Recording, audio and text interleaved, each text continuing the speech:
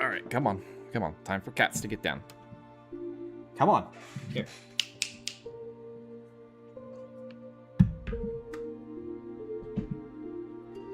Not right now.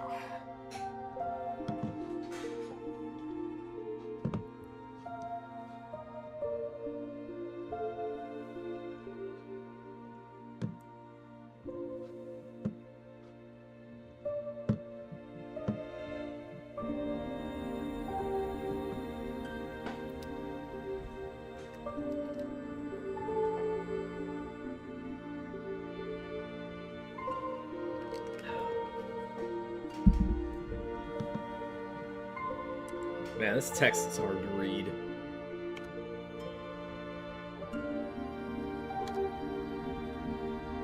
Well, I guess we'll see how it goes.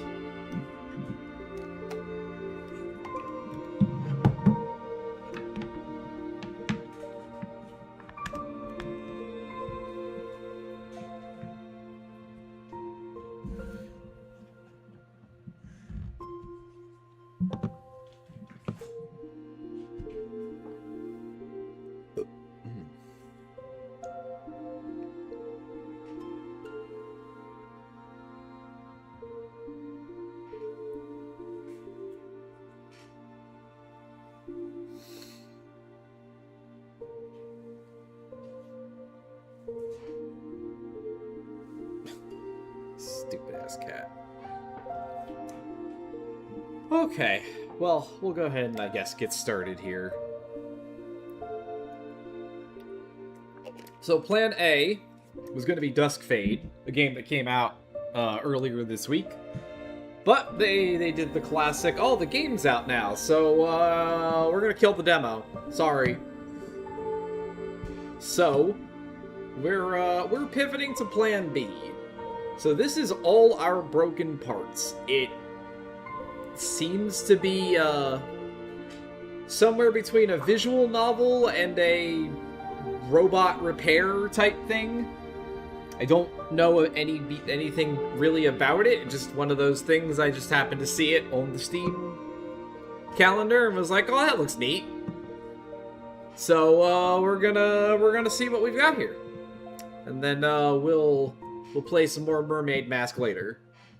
But for now, let's give this a try.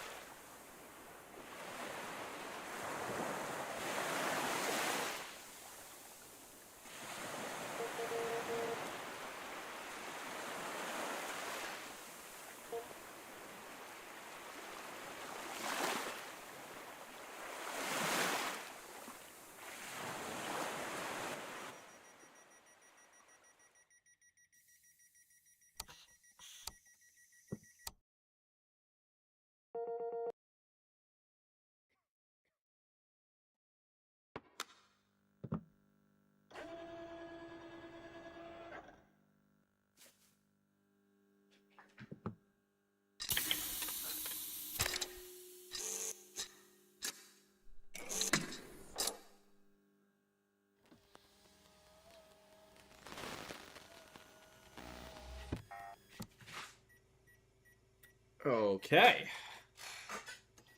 Alright, welcome to recycling. Okay, anyone there? Why can't I move?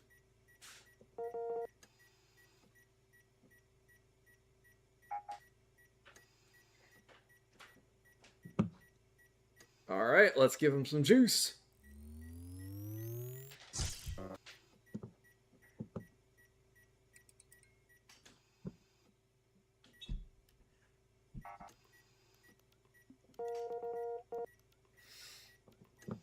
Pre-processing at the recycling center. That sounds lovely for a robot.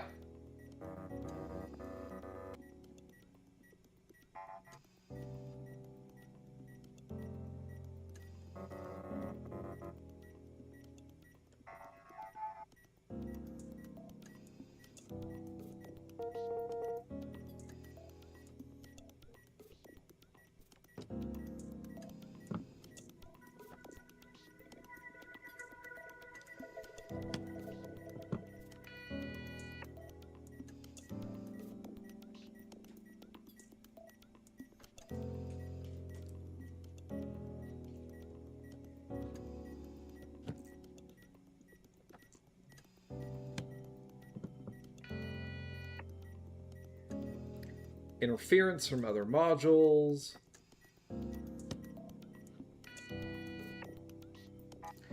Rejection induced necrosis. That sounds fun.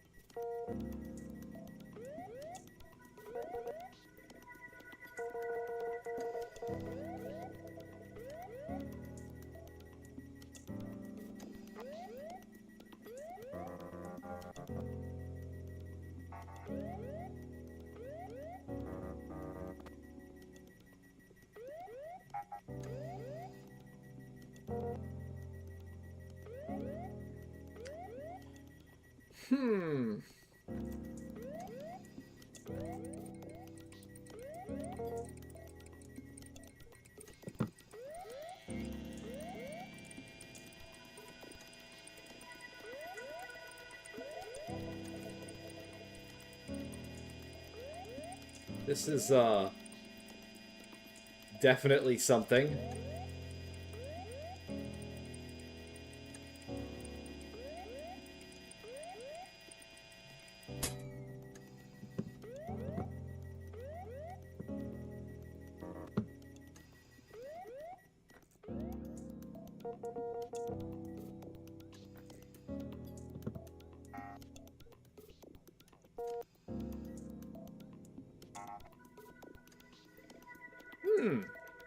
Alright, so there's another...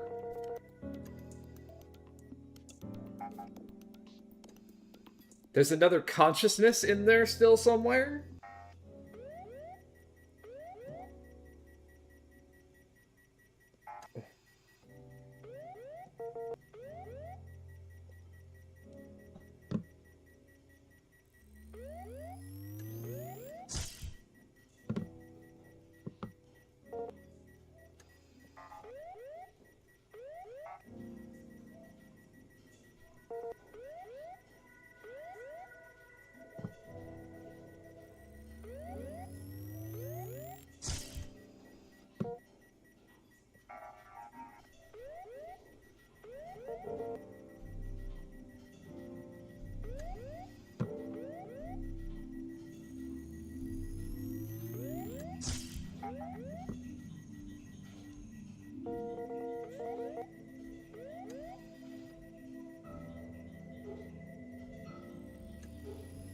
Is this the robot equivalent of a defibrillator?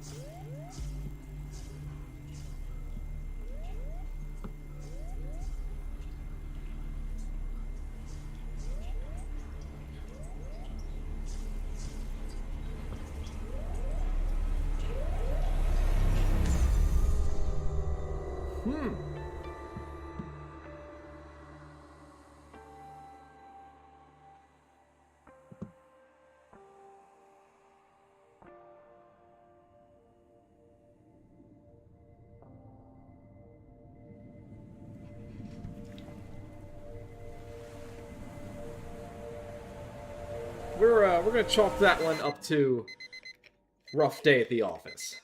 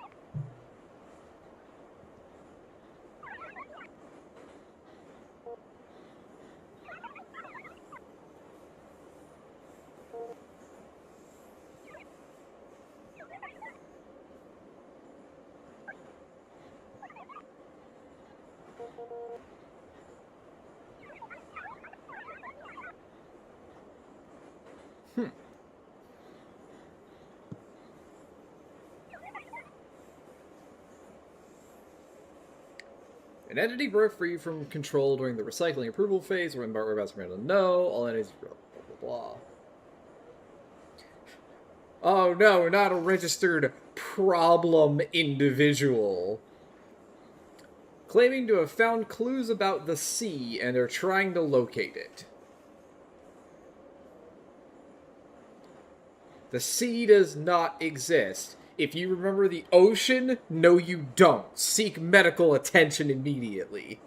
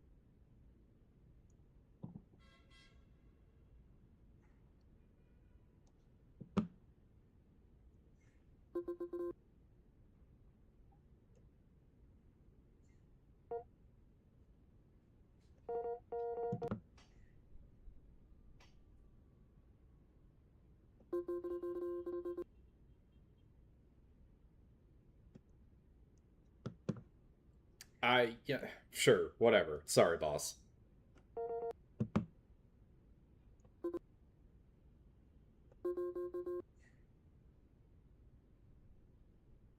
Oh no, are we also a problem individual?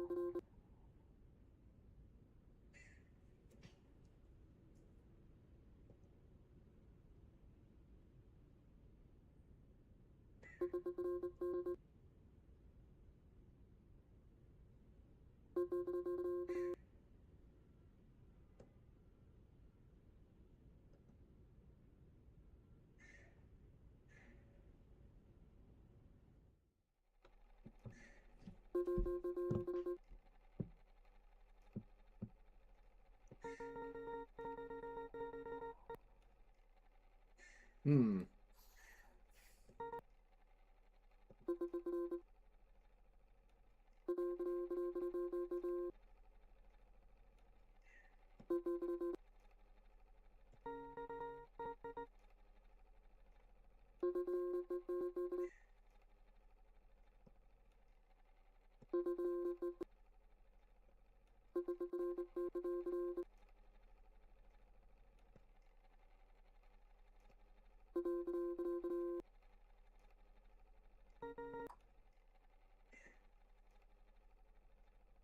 Wow, Supervisor Ingrid's kind of a dick.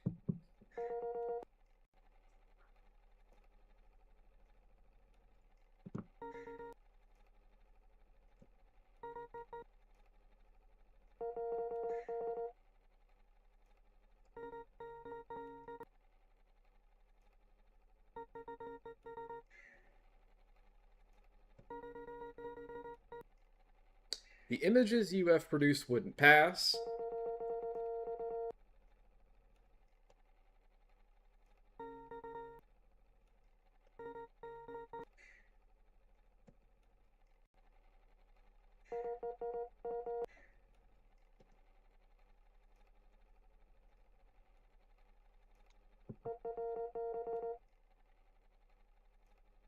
Unstable Fusion, an image-generating agent developed by the Happy Can Company's tech department. Oh, how lovely.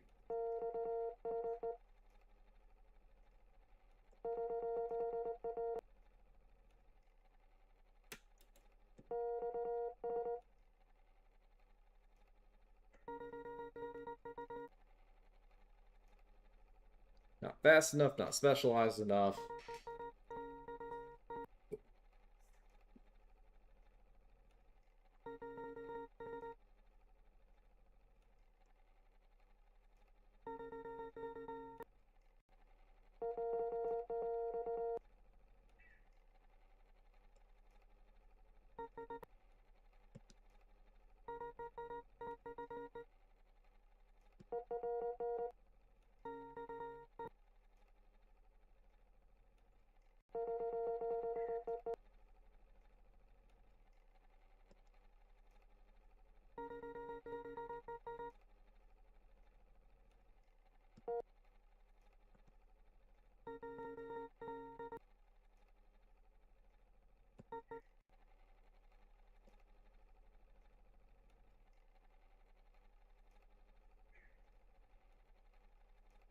Yeah, yeah, I can see how this would be a problem for an advertising drawing robot.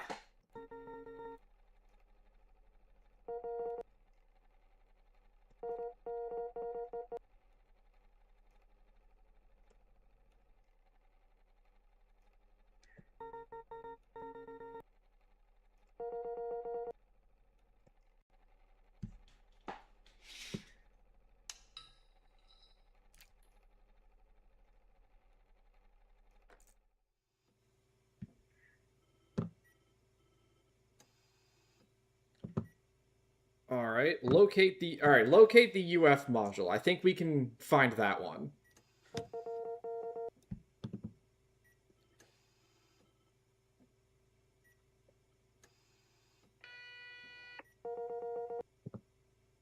So there's a compatibility error during the rendering process.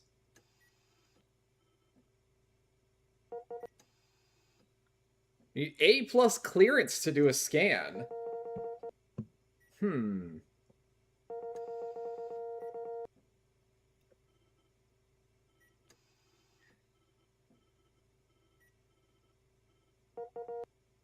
Unrecognized color format.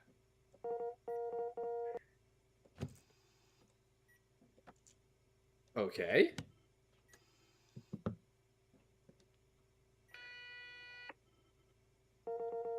No color signal.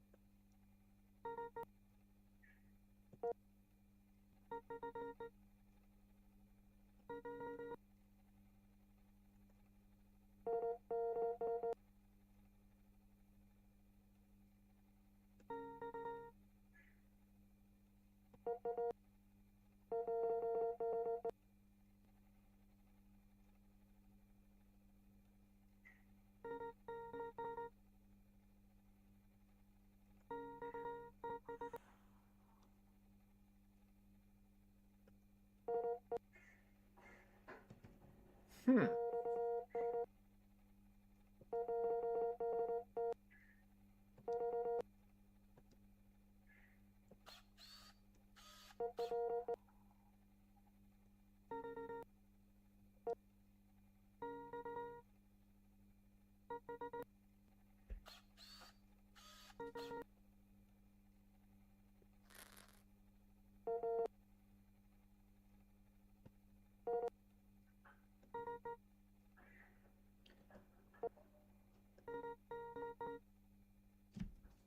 Hmm.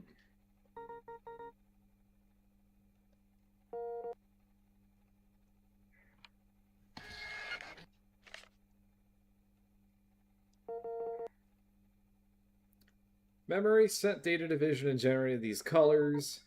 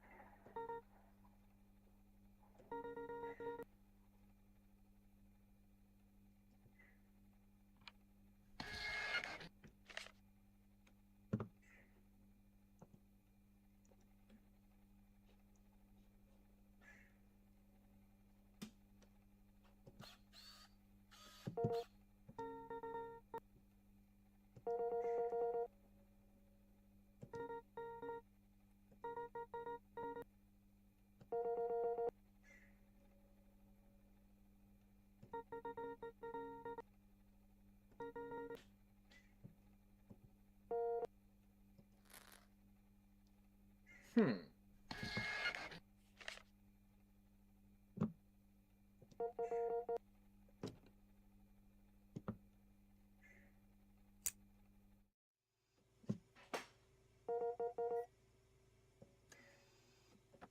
All right, let's go dive into memory here.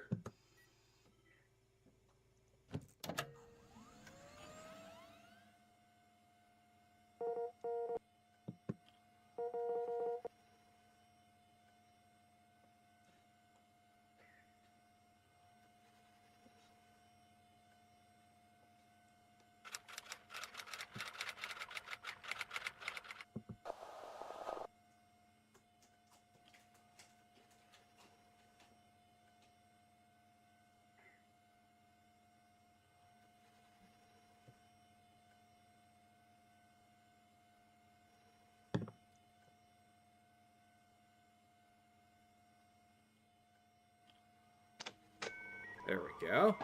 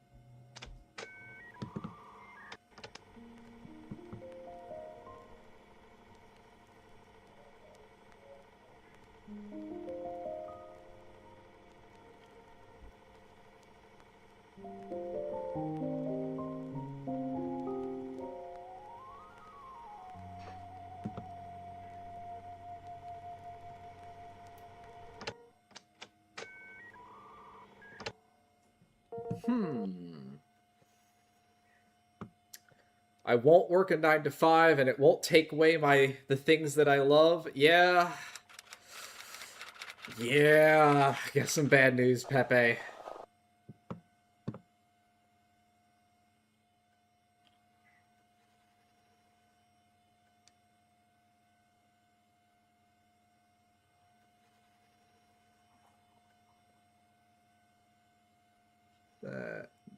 There we go.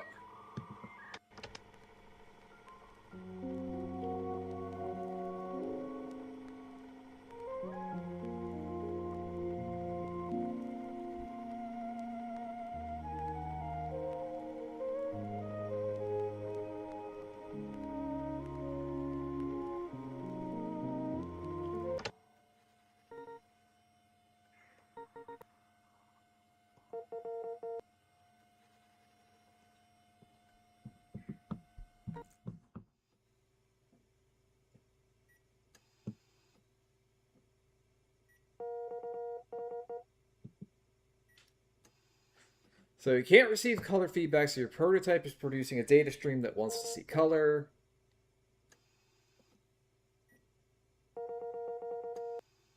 Vision module acts like paint, using the colors from these memories to colorize.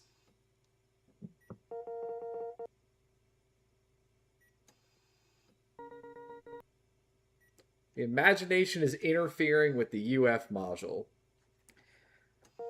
Oh man, you can see where this one's going.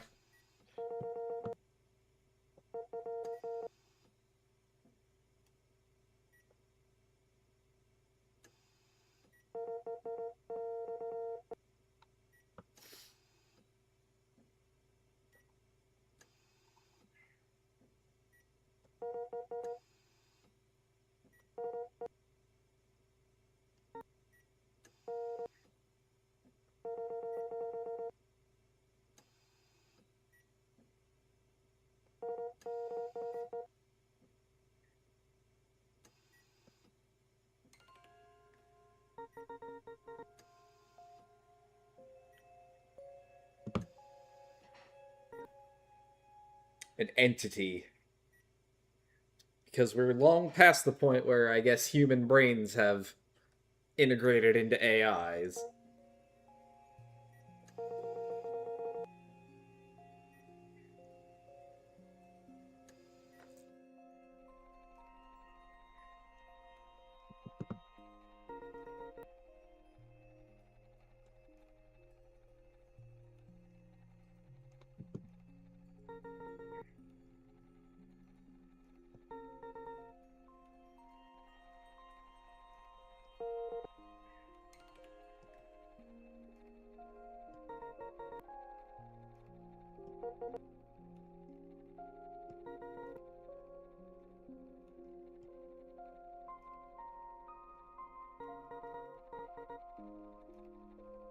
Can an entity that can't even tell the color of the sun from the color of the leaves still draw?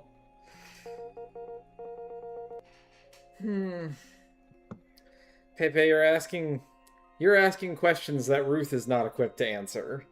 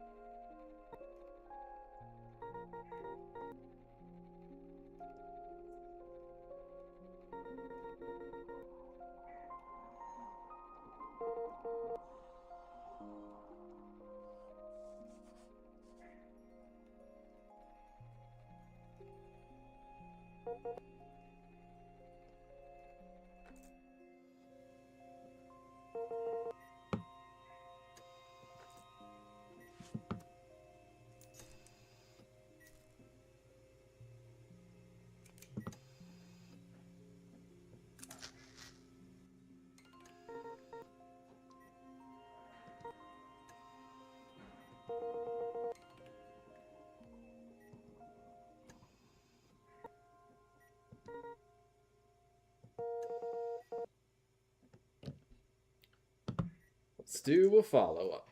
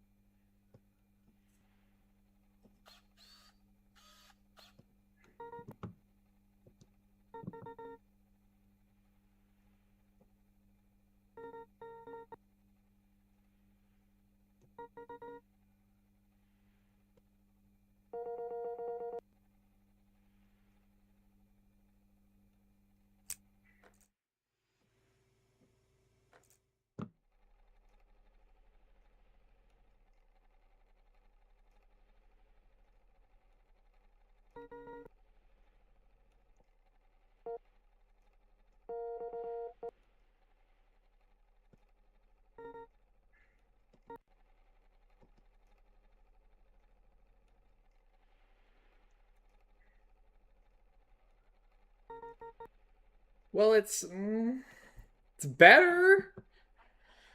At what cost?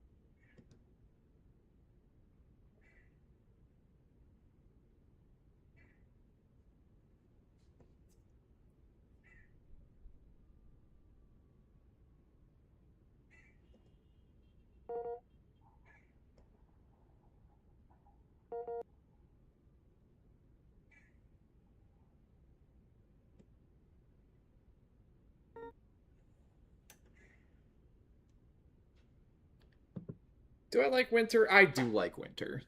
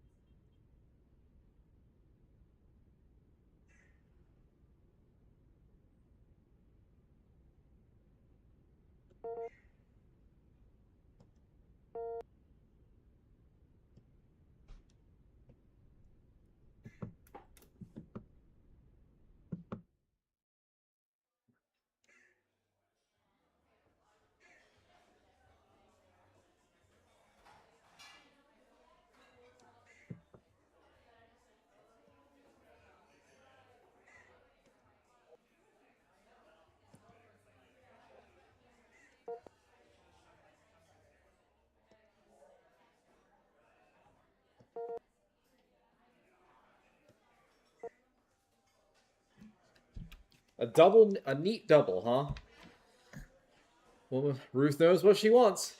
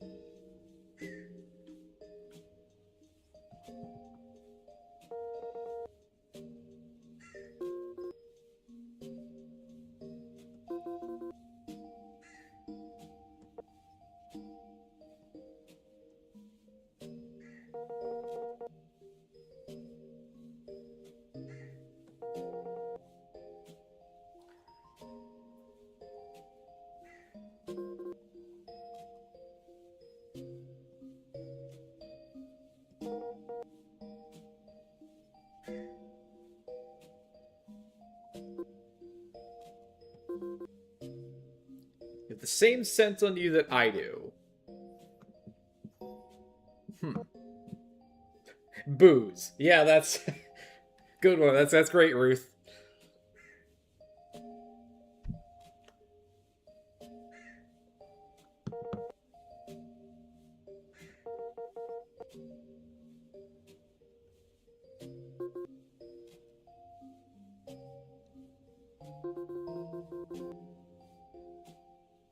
Things you want to forget aren't things that a neat can fix. Yeah? Yeah, that seems likely to be the case.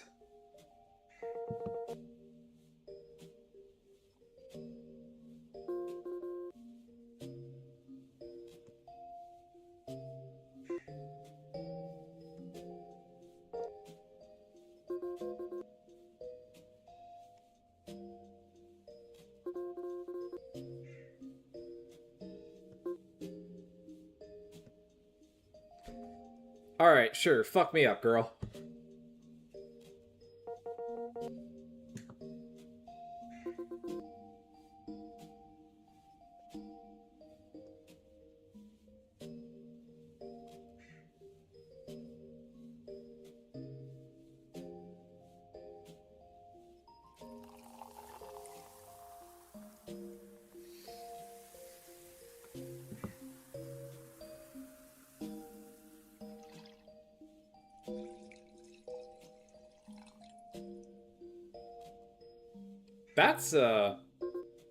That's nifty. That's a way to make a drink.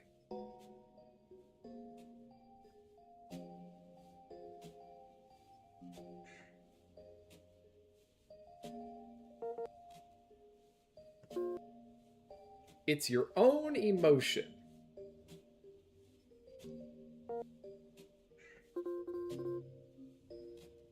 It'll bring the memories you've been repressing into much sharper focus. That seems like a bad thing.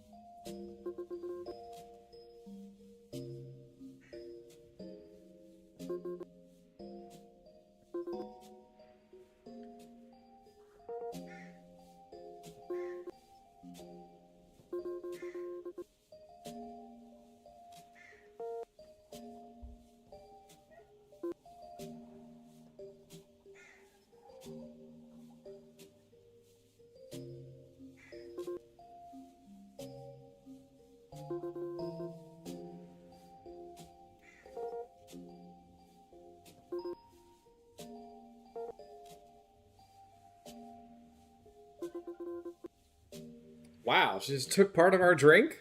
Fucked up.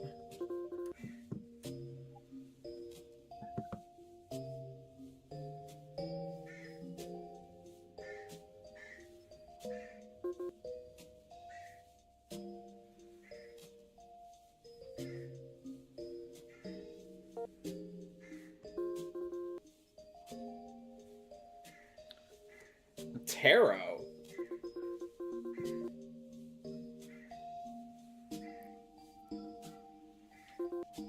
Sure. Give me a reading, bartender robot.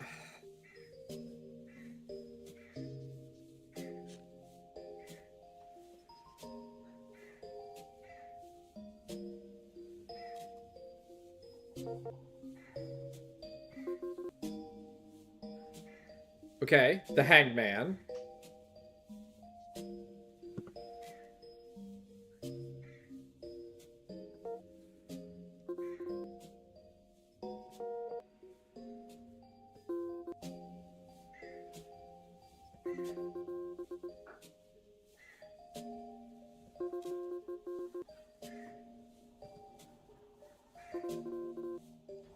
I don't know tarot super well. I don't know what the hangman represents off the top of my head. Let alone the reversed hangman.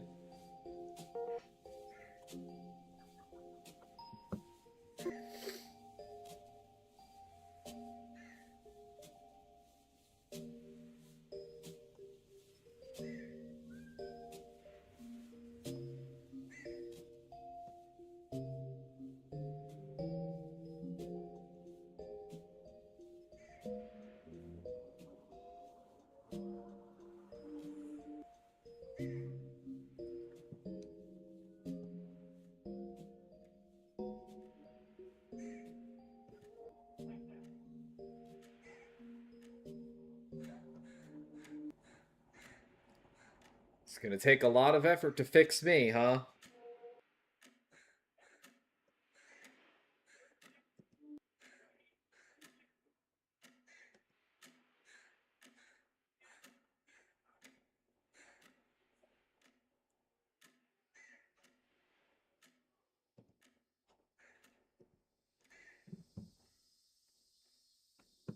A boy in khaki. Okay, we're going places here. This must be part of our prototype's memories.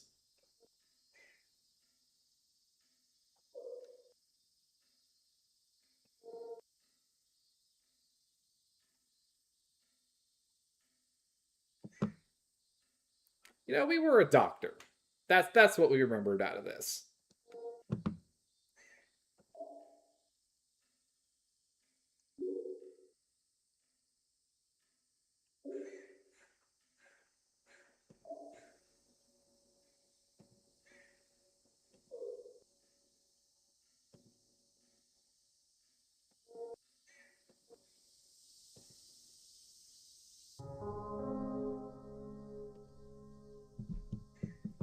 Oh, okay.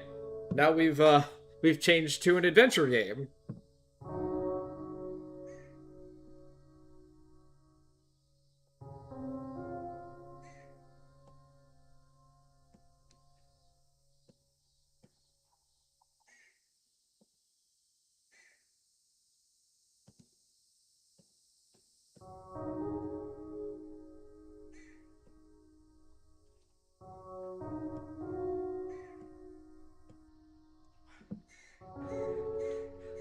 Girl in a hoodie's drawing on glass.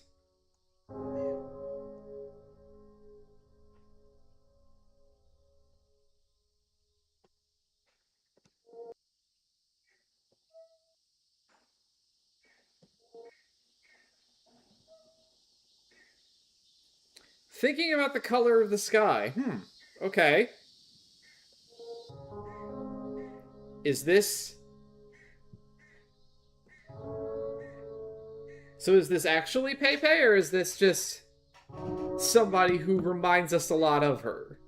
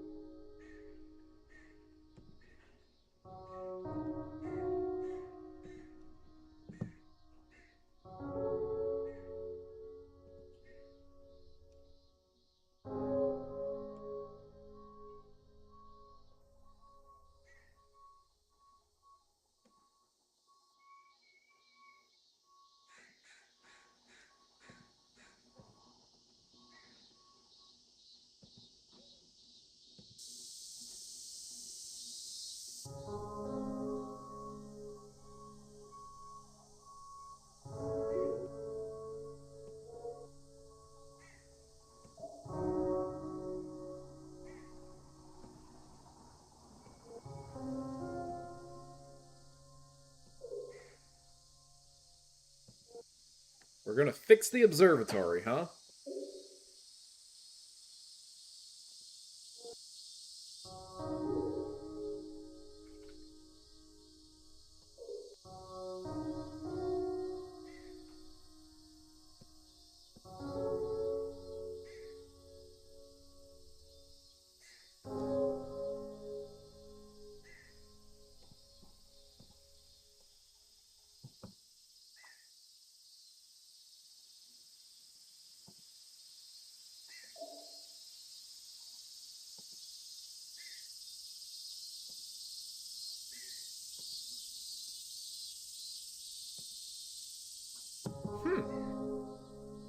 Can we give the cornflower to the girl?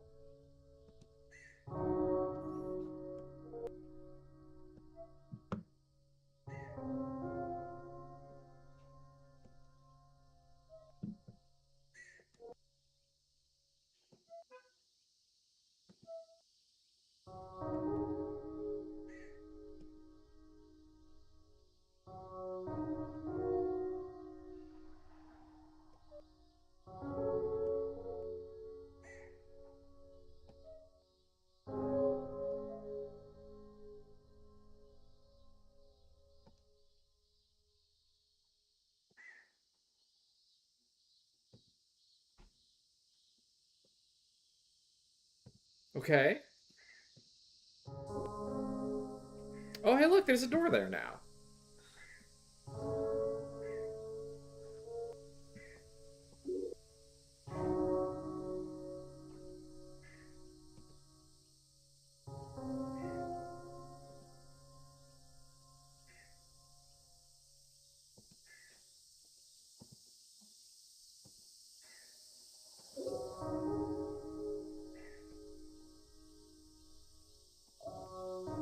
You shouldn't have come back.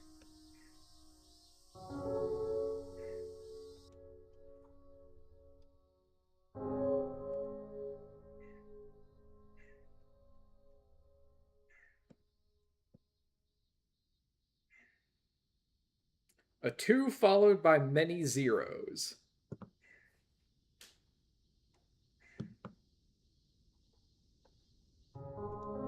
Damn. 2000's really rough these days, huh?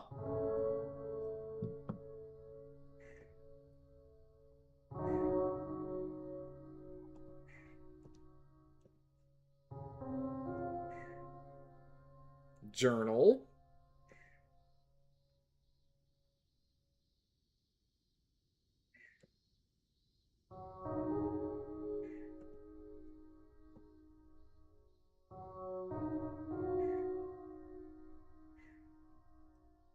Only the name of unsketched stars are left behind.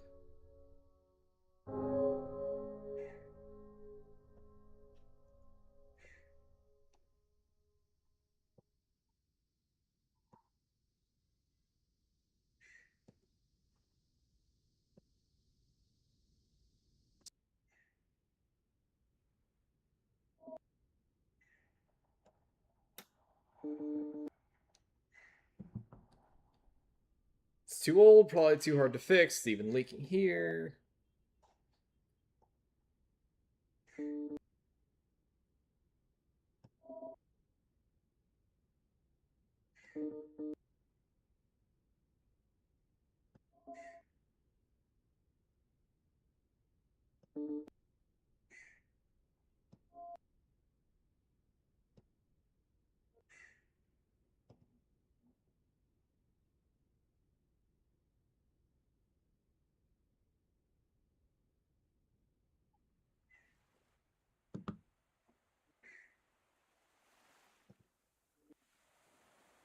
Did we fix it this time? Well, I mean, that depends a lot on what it is in this context.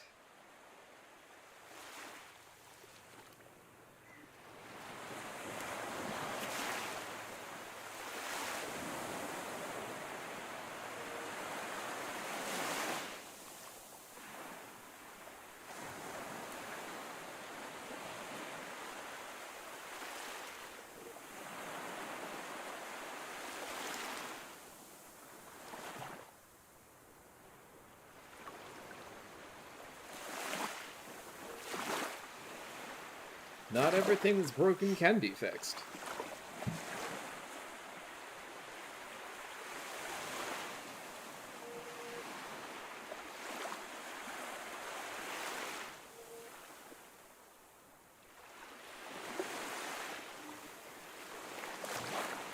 Kind of a fucked up thing to do to a doctor-type robot.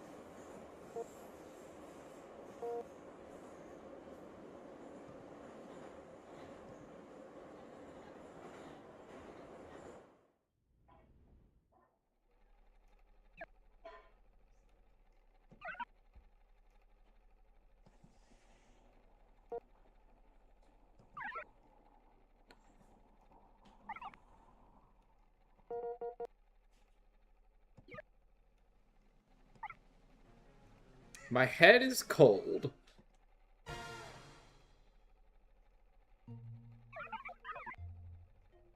Does your head feel cold, empty, lonely, or suffer from anxious attachment disorder?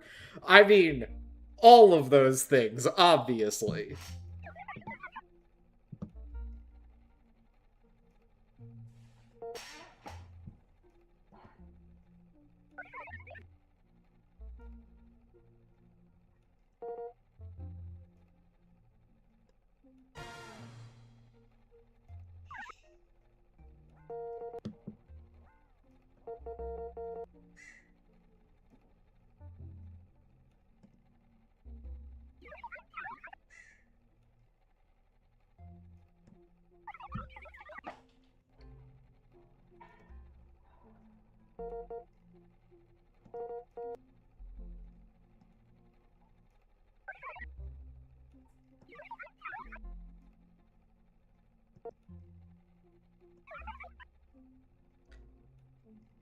Your head swelled up from necrotic terminal sensors.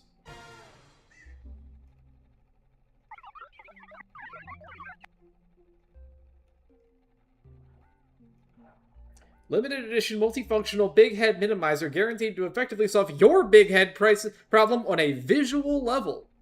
Well, I don't see how we could pass up this opportunity.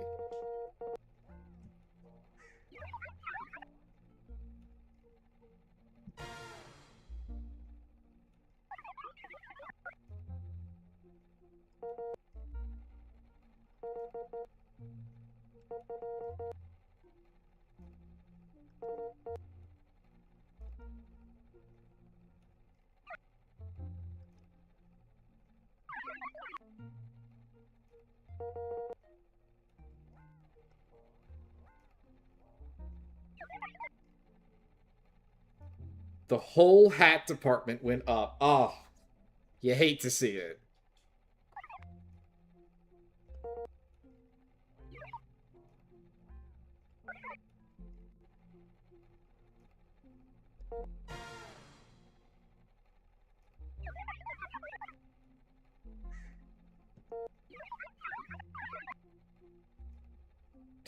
They have broken free from vulgar practical value.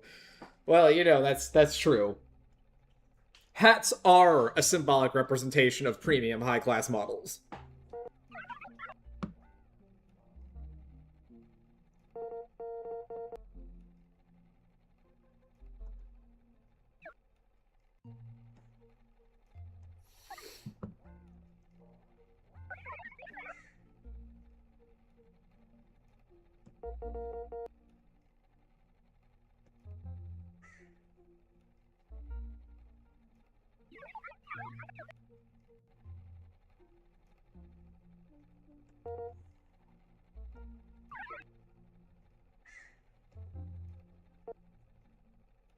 Is he actually okay? I think something is genuinely wrong with him.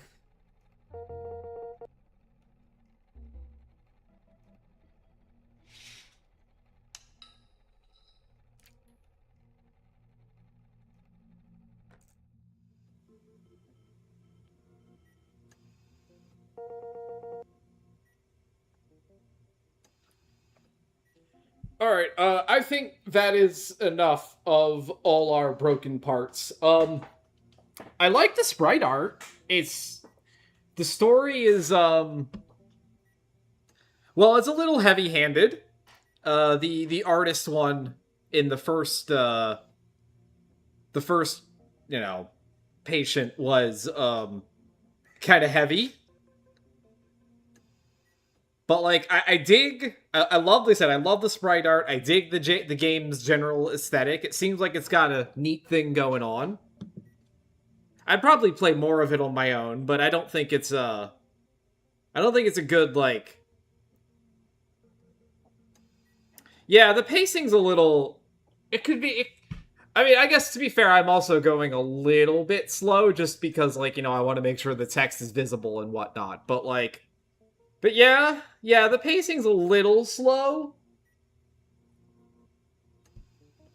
Like, I don't think it's bad. I think it's just kind of generally, like... You know, it's fine. It's fine. But, I think that's good enough for that, for our tryout for that. Let's, head back to the main menu, and, we're gonna swap over to Mermaid Mask here in a second. So, we'll be back in just a minute, and we will jump into that.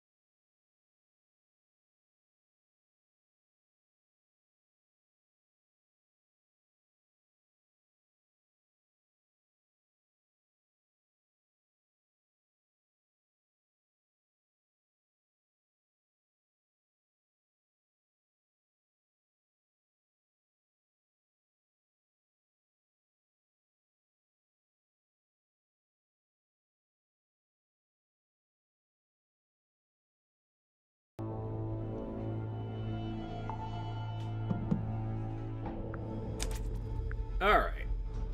Alright, let's jump back into the Mermaid Mask. So last time, we got kind of stuck in the sense that there didn't really seem to be an obvious thread to continue with. And I asked around a little bit, and the consensus that I've gotten is that, yeah, that's just kind of how the middle of the game is. You're kind of expected to just show stuff to people, and then, you know, you'll eventually stumble onto one of the characters' plot threads.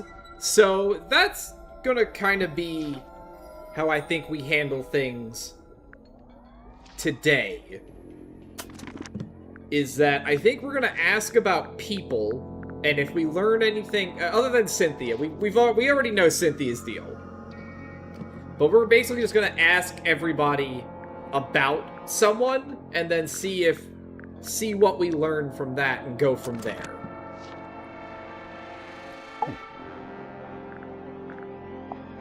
So let's start with, we'll just kind of go down the list in order. So let's start with Tadpole. It really is fortuitous that Madame Tadpole found her way to the Mortuga submarine. Not only is she unusually well suited to living within the confines of the ocean, but she was also unusually compatible with Magnus Mortuga. As far as I know, the two formed a sincere friendship. Huh. I wonder if she knows any of his secrets. She may just. I'm to believe Tadpole had taken it upon herself to discover the source of Mortuga's internal anguish. In her words, she wished to understand him so that she could help him. It was in the course of this endeavor that she began scouring the ship for information. On one occasion, I entered the captain's cabin to speak with Magnus, but instead I discovered Tadpole quite alone, trawling through his bookshelf. I asked her what she was looking for. She said she didn't know. Okay. Should we have a look at his bookshelf? See if we can find anything?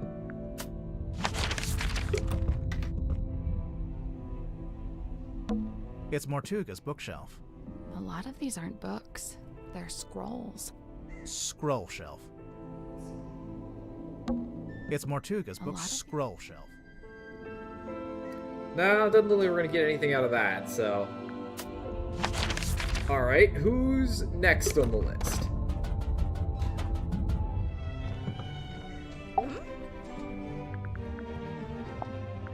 Madame Tadpole's so cool.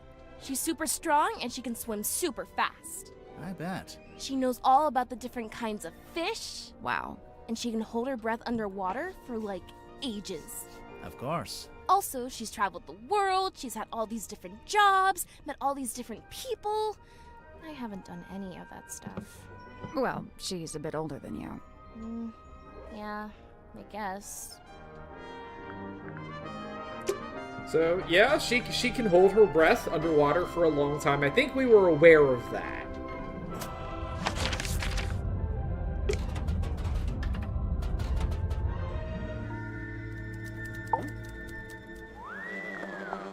Oh, we already asked Dirk about Tadpole.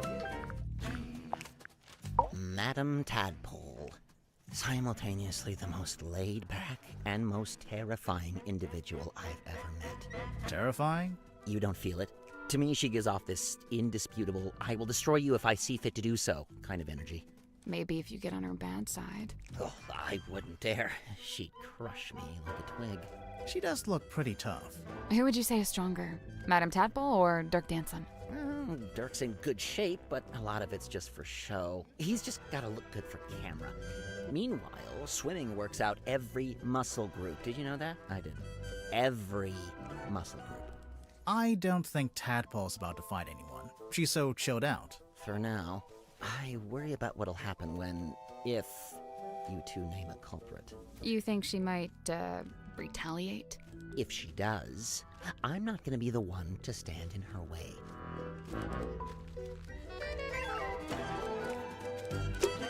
She's in very good shape, but I think we knew that. By virtue of the fact that she was a rescue diver.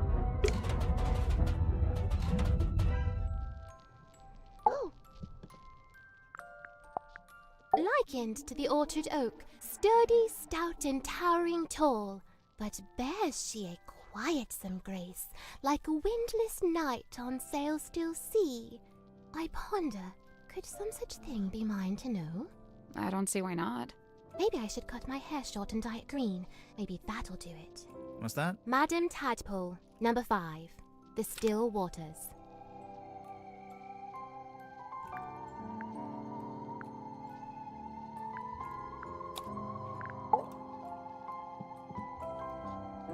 Huh.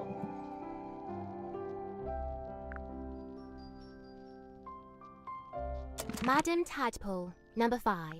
The Still Waters. Could be hiding a secret? Resistant to change.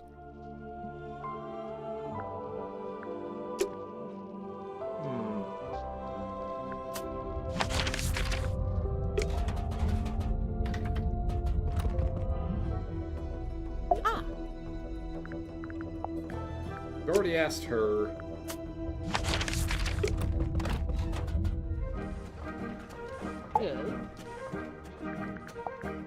I'm convinced Tadpole is just branding. Nobody names their child Tadpole. Come on. Why would she need branding? You're serious? She's all branding. The name, the look, the identity as a half mermaid, it's all theatrics. I just don't get why she'd need to have a fake identity like that. No, she doesn't. Not anymore. It's vestigial, I think. Left over from some previous endeavor. Weird, isn't it? Bringing your old branding with you onto the submarine. What would be the point?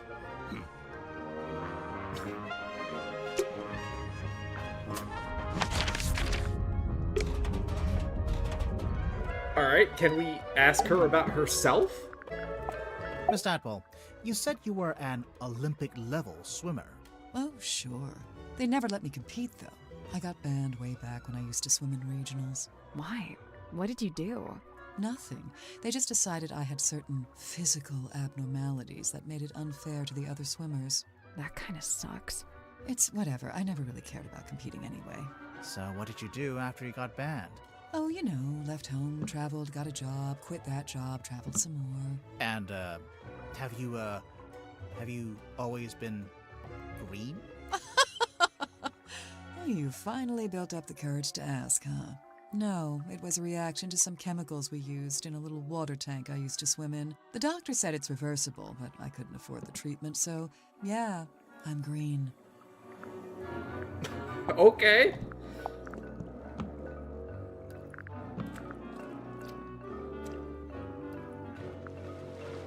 She's green. Magnus wouldn't bring this inside the submarine, but he didn't seem to want to get rid of it either. So it must have some kind of purpose. We already know what it does. We saw it on the way in. It shines a big green light so you know where to go to find the submarine.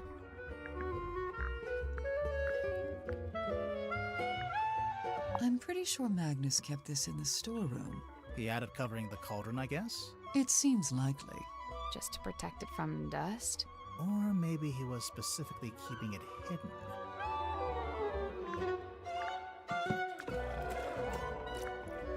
Where did you find this? Symmetry had it. Does it not belong to her? No, it belongs to Magnus. Just the front page? Or did he have the whole newspaper? Just this one page. Why is he so interested in Sim's old magic act? He's not. Okay, if he's not interested in the magic act, what is he interested in with this?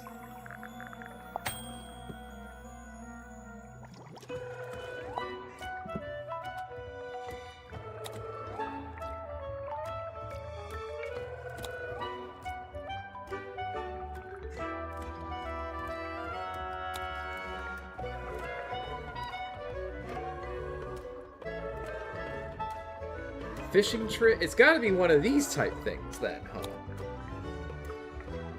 Oh, no, it's this. This is surely what he's actually interested in.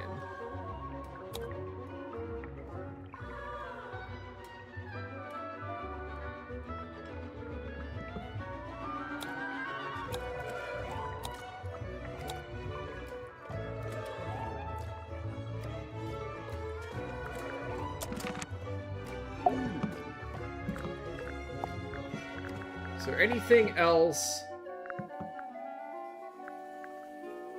I saw posters just like this up on the walls in Fortuna Hall. You went to see Symmetry's show? No, by the time I came through the town, she'd already left. But her posters were still up. Yeah, the owner was scrambling to find something new. I don't think she wanted to admit she'd lost her star act. The theater owner, that's Baroness Fortuna? That's her. And did she ever find a new show? No. It didn't work out. I'm pretty sure something that we found shows that she is also a performer. Or was, at least. But I don't remember what. I'm pretty sure Magnus carved this himself. No idea how he got it into the bottle, though. Trick of the trade, I guess. I know one way you could get it out of the bottle. That's a last resort. Magnus carved and painted it himself, so it's very specific to his life. It basically only shows the buildings and people that were relevant to him. I noticed Mortuga himself isn't on there. No, I think he's somewhere else. The Stone Top Inn. That's where Magnus lived, back before the submarine. He lived in the inn, but he wasn't part of the Stone Top family, surely. No, I don't think he had any family in the town. Looks like Mortuga chose to use a typewriter for this. To make it more official, maybe? It's more that he didn't like writing by hand. He'd even sometimes ask me to write things for him. Like what? Oh, just little notes, you know.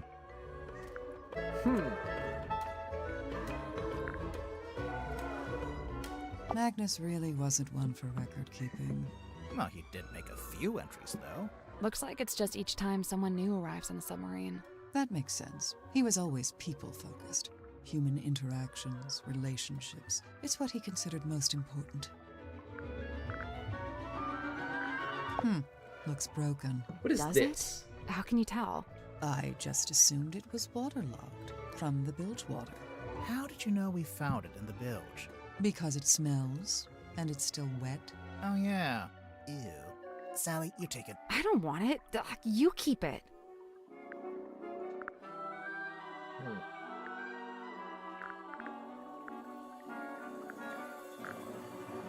Do you recognize any of these objects? The mermaid's tongue, rumored to be lost at sea. You've heard of it? Tadpole? Oh, no, not by name. Maybe Zephyr was trying to get hold of it. Yeah, maybe he was. Silkworm on sea. Let's see. Magnus, Grip, Worman, Cynthia. Oh, and Sim. Those 5 are from the town. Or they lived there for a while at least. You think they all knew each other from before the submarine? Magnus and Grip knew each other, I think. They lived opposite, see? Oh, yeah. This was on the floor of the crime scene. Do you know what it is? Poison, maybe? We don't know that. We don't know what it is. Doesn't make any sense for it to be poison. Magnus was killed with a blade, something sharp. Right, but there wasn't anything like that at the crime scene. Well, then it must be somewhere else. You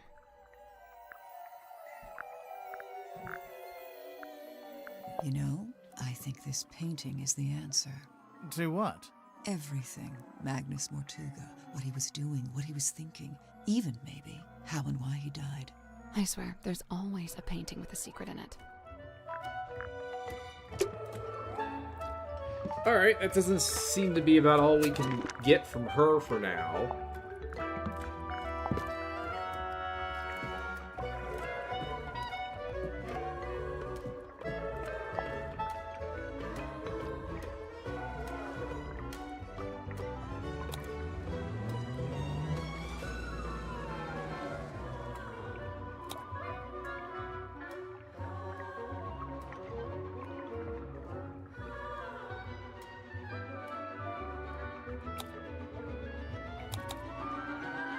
Okay, so this is about the thing they pulled up with probably the bell? What about the other painting? Is there stuff on the back of that?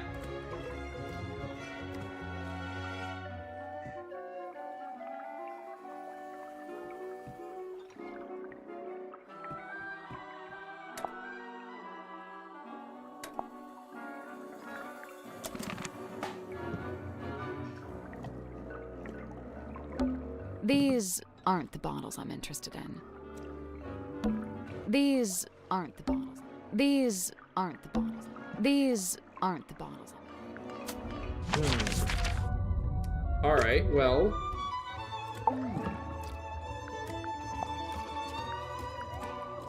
I guess we can look into Zephyr, Yeah, Zephyr and I since have he a seemed little to... falling out. Over what?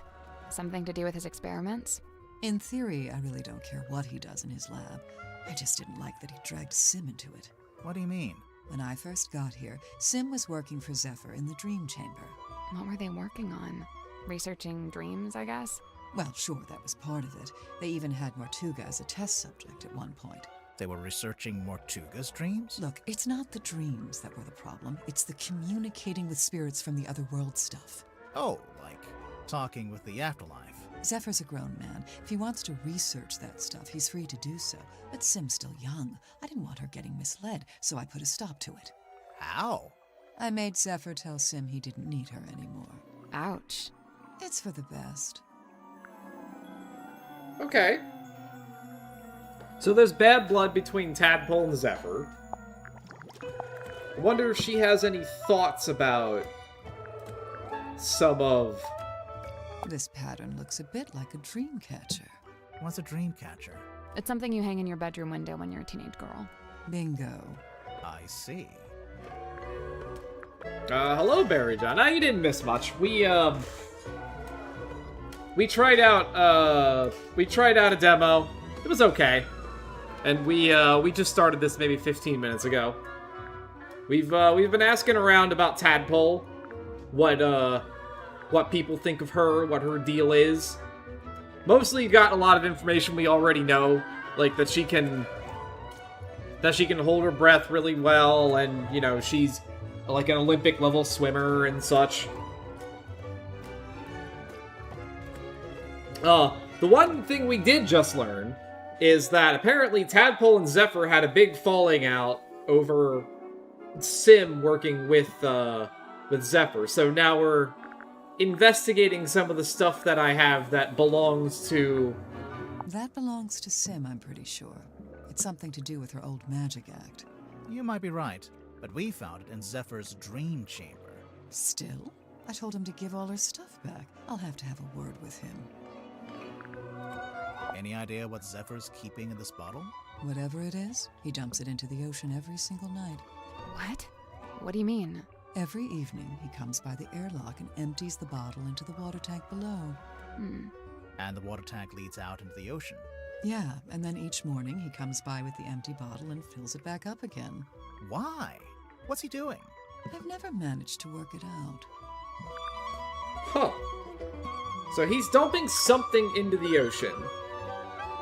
And it's the red thing that's in this. I wonder, is it food for something? Like, potentially her? It's a radio, dressed up like a little doll. Do you know who it's supposed to be? Is it not Cynthia? I don't think so.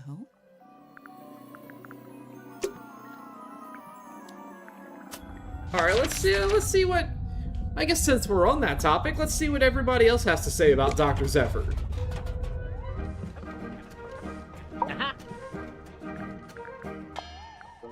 What'd you make of old Dr. Zephyr?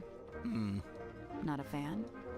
There's been some speculation that his experiments may be dangerous or even harmful. Although it's hard to be sure, since he seems so reluctant to admit what they actually are. You don't even know? I would have thought, since you've both been here for a while. Well, yes, Zacharias was one of the only 2 souls aboard the submarine when I arrived, but he never made me feel especially welcome, and he certainly wasn't keen on me poking around his dream chamber. In fact, he always seemed somewhat wary of me, like my arrival was going to scupper his plans in some way. I guess Zephyr and Mortuga weren't expecting anyone else to show up.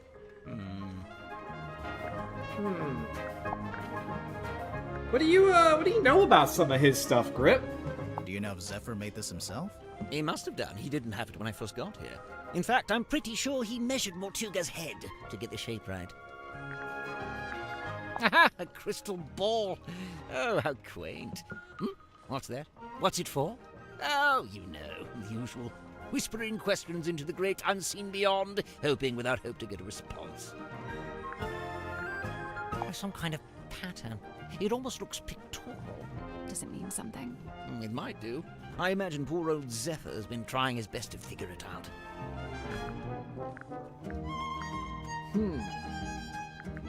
So what's the deal with this cauldron? I've no idea. Really? I figured you've been here a while. Surely Mortuga would have mentioned it. He never did. Seems like he was keeping it secret. From who? From everyone. Why would it need to be a secret? Maybe he just wanted it all for himself. Yeah, whatever was in there, I mean. It wasn't really Mortuga's modus operandi to be selfish like that. Quite honestly, it's more likely to be the exact opposite. What, so keeping it secret was him being selfless, somehow? Like if it was dangerous. He kept it hidden as a way of keeping you all safe.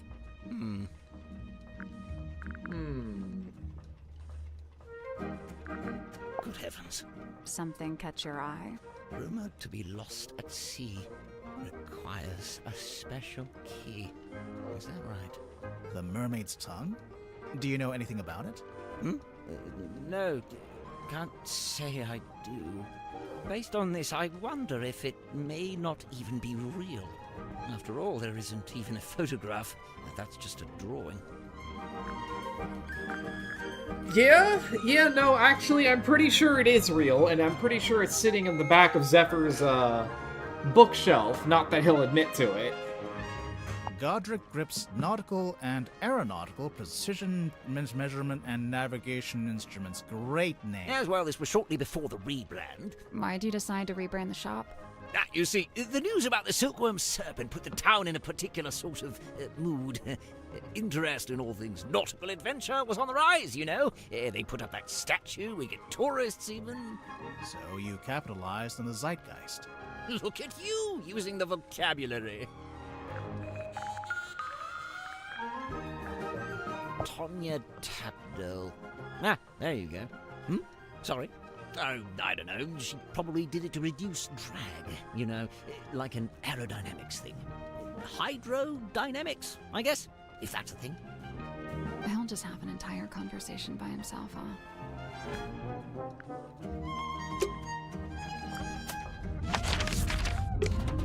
Alright, what can you tell us about the good doctor? I didn't expect to find a fellow herbologist on board.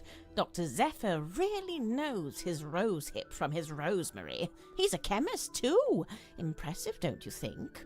I don't know. I get the sense his work is more alchemy than chemistry. He does seem rather secretive about it. I tried asking him about his experiments, but he seemed awfully reluctant to divulge any details. Sounds familiar? Alright, Mariana, I was wondering if you could tell us who's worn this. How's she supposed to do that? You know, by the smell. Oh, gross. Very well. Let's see. I'm getting wind-battered mahogany, ice-cold sea spray, and mostly melted candle wax. Great, thanks. So, mahogany, sea spray, and candle wax. I mean, I suppose the sea spray could be Tadpole, could be Mortuga. It's almost certainly Mortuga for sure, because somebody else said that it was measured on him. I can't speak to what that is squirming around in the bottle there, but the liquid is salt water with a mix of herbs. I suppose Zephyr must have a pestle and mortar. I might ask to borrow it. Which herbs? Valerian, skullcap, and chamomile. If I'm not mistaken, this little part at the front is actually a microphone. Okay. It's a piece of an old sail, roughly cut into a square. Yes, thank you, Miriam. Very helpful. This marks a pivotal moment in Silkworm's history, the day the silver snake was discovered. It also shows the two women who found it, Felicia Stonetop, that's her on the left, and Sylvia Seafoam on the right. Hang on, we saw a statue about this in the town square, but on the statue, the serpent was shown being wrestled by a male fisherman. Yes, well, that's history for you.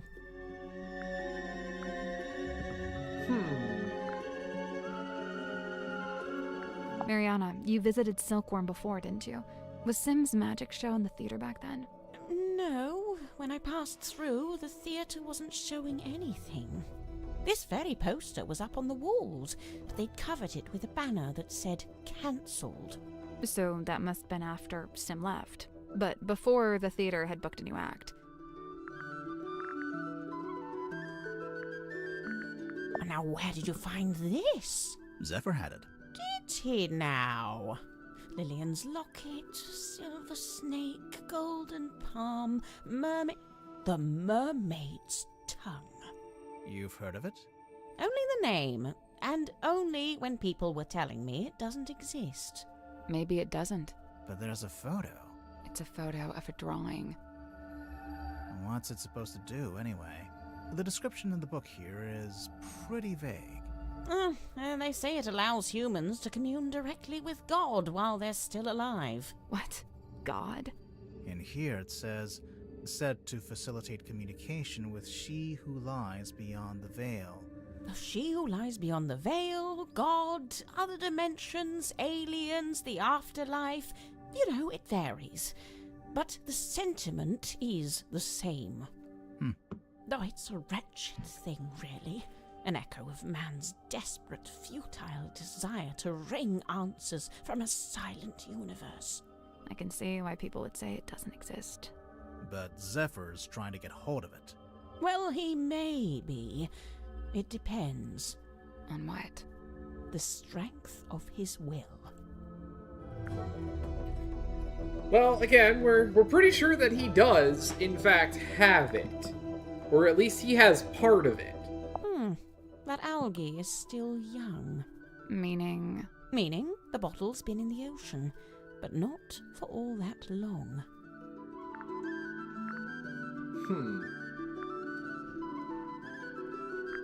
Oh, good. I was worried this wasn't going to come up. What? Cynthia and her family? The submarine in the background? Yes and yes. But also no.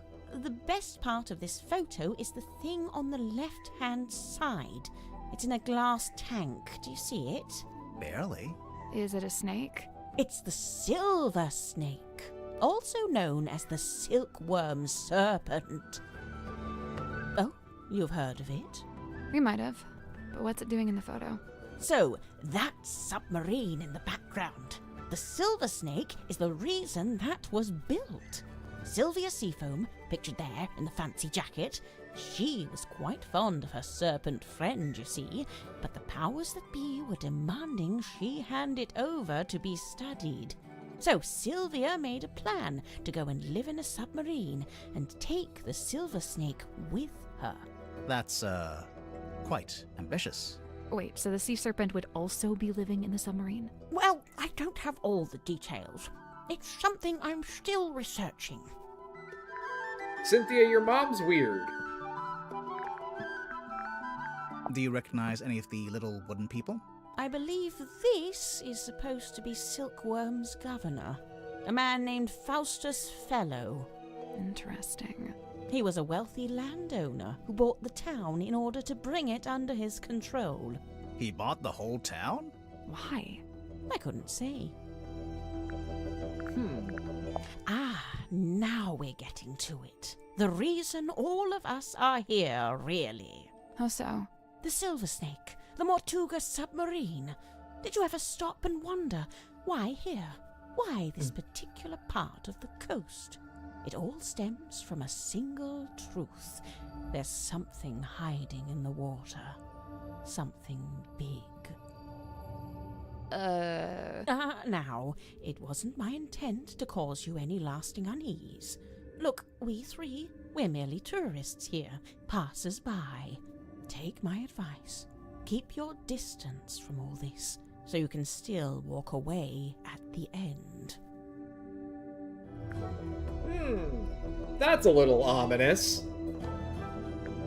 Although it does seem that, like, with everything between the Silver Snake and whatever's going on here in this painting of her, that there is definitely something big happening here. This here, that's the Stone Top emblem. Oh yeah, we saw it on the sign outside the Stone Top Inn. Do you remember, Sally? No, but I was basically still asleep at that point. What are those letters above it? Initials SS. Stone Top C? Secret Stone? Selena Stonetop. The owner of the painting? The painter herself. Selena Stonetop was the painter. Hang on, where...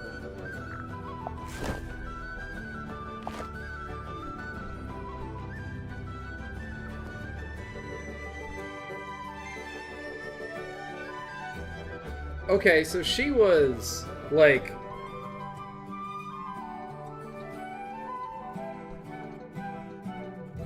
We're talking... Okay, so we're talking... she's old then. We're talking, like, grandmother.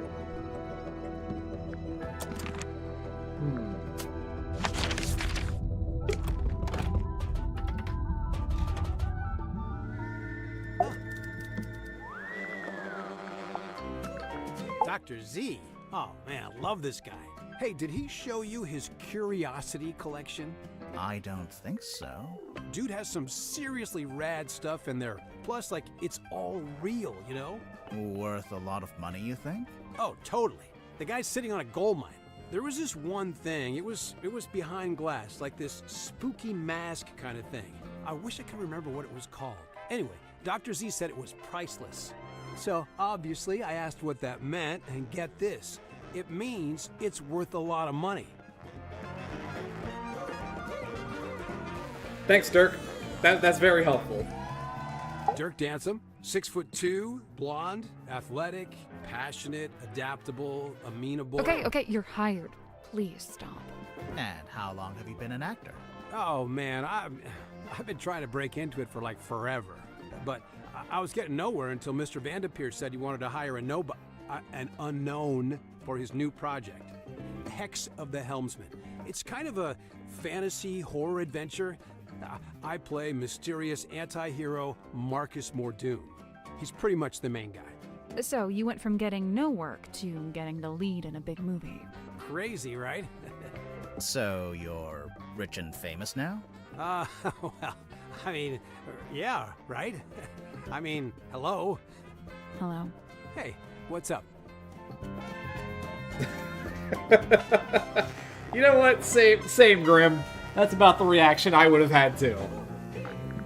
Alright, let's tell me about some stuff that Dr. Z has. Dr. Z told me this is a dream helmet. Have you tried it out? Nope, I don't dream. What? Yes, you do. No time, bro. Gotta optimize that sleep cycle, you know? If you're dreaming, you're not resting. You're insane. A little bit. Oh, how many gigs do you have, Dirk? What? Tell us about your grind set. Is that a crystal ball? Yeah, I think it's made of glass. Right, but a crystal ball in the sense that it's a magic ball you look into and you see your future or whatever. Oh, yeah, I guess. Why don't you look into it? You'll see yourself solving the murder and then you'll know who did it. It's genius. It's true. Why didn't we think of that?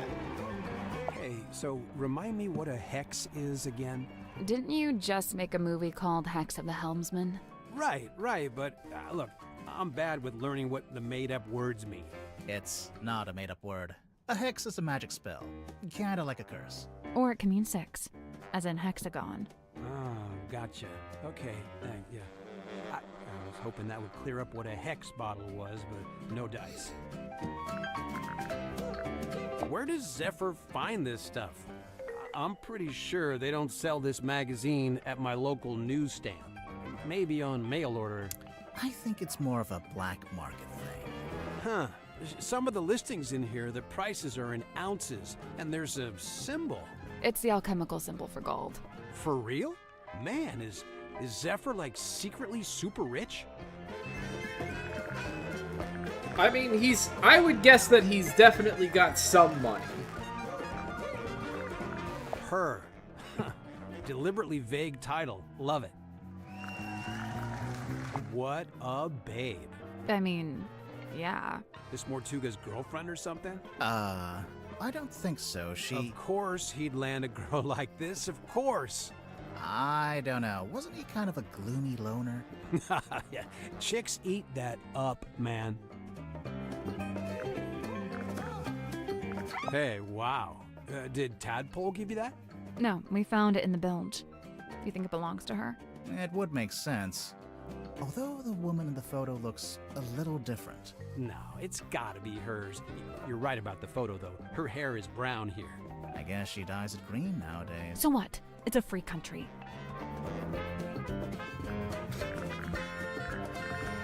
What does it do? I thought it was a bell. Only it doesn't actually ring, so not really a bell, but... No, I think it's some kind of mechanism. The part sticking out of the bottom looks a bit like a screwdriver, don't you think? Yeah, we did have that thought, that the bell goes with the cauldron to open it. That's my bottle. What? Really? Well, yeah, that's one of my non-alcoholic beers. Of course, someone's waxed up the top and put a whole bunch of green stuff on the bottom.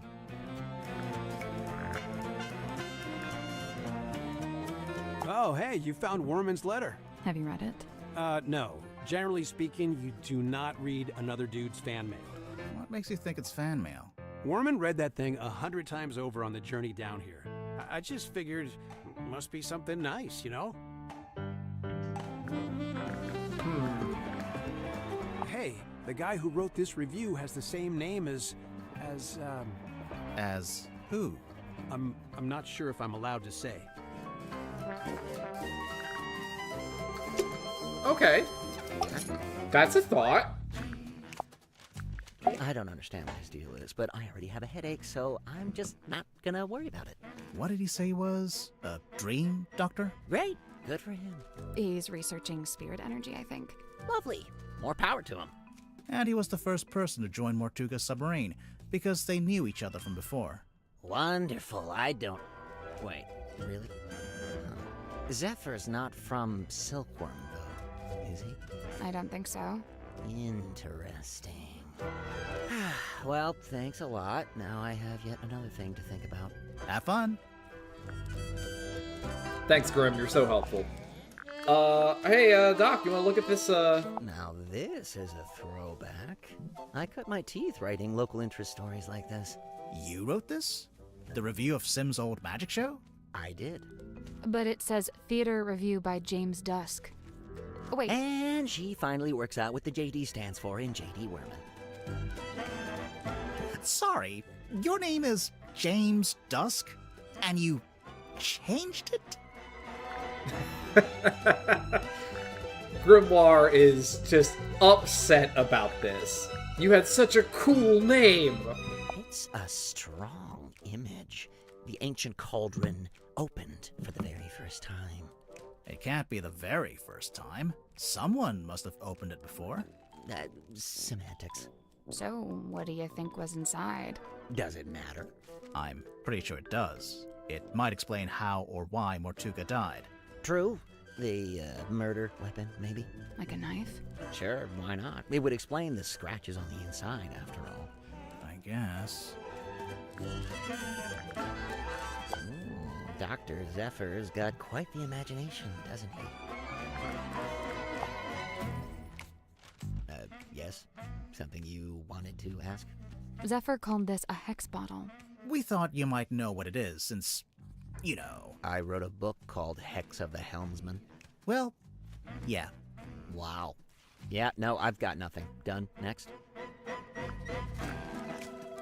Thanks, Werman. What's this dime store trinket? It's called a fog ball. Is it now? And was in Zephyr's lab. And could be a priceless curiosity. Oh, yeah? A priceless curiosity that takes AA batteries. Fascinating piece of ephemera, this. Do you recognize any of the objects? Yeah, the golden hand. I've seen it, and so have you. What? Where? It's attached to Dr. Zephyr's left wrist. Zephyr's prosthetic hand is solid gold?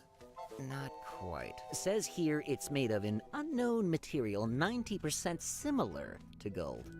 Now, it also says it's able to touch ghosts, so best take it with a grain of salt. A material that is 90% similar to gold. That's doing a lot of heavy lifting. Great pull quotes. That's some strong marketing for a small-town theater. Did you ever see the show? Yeah, I did, as part of my old newspaper job. Why is it called Lady of the Looking Glass?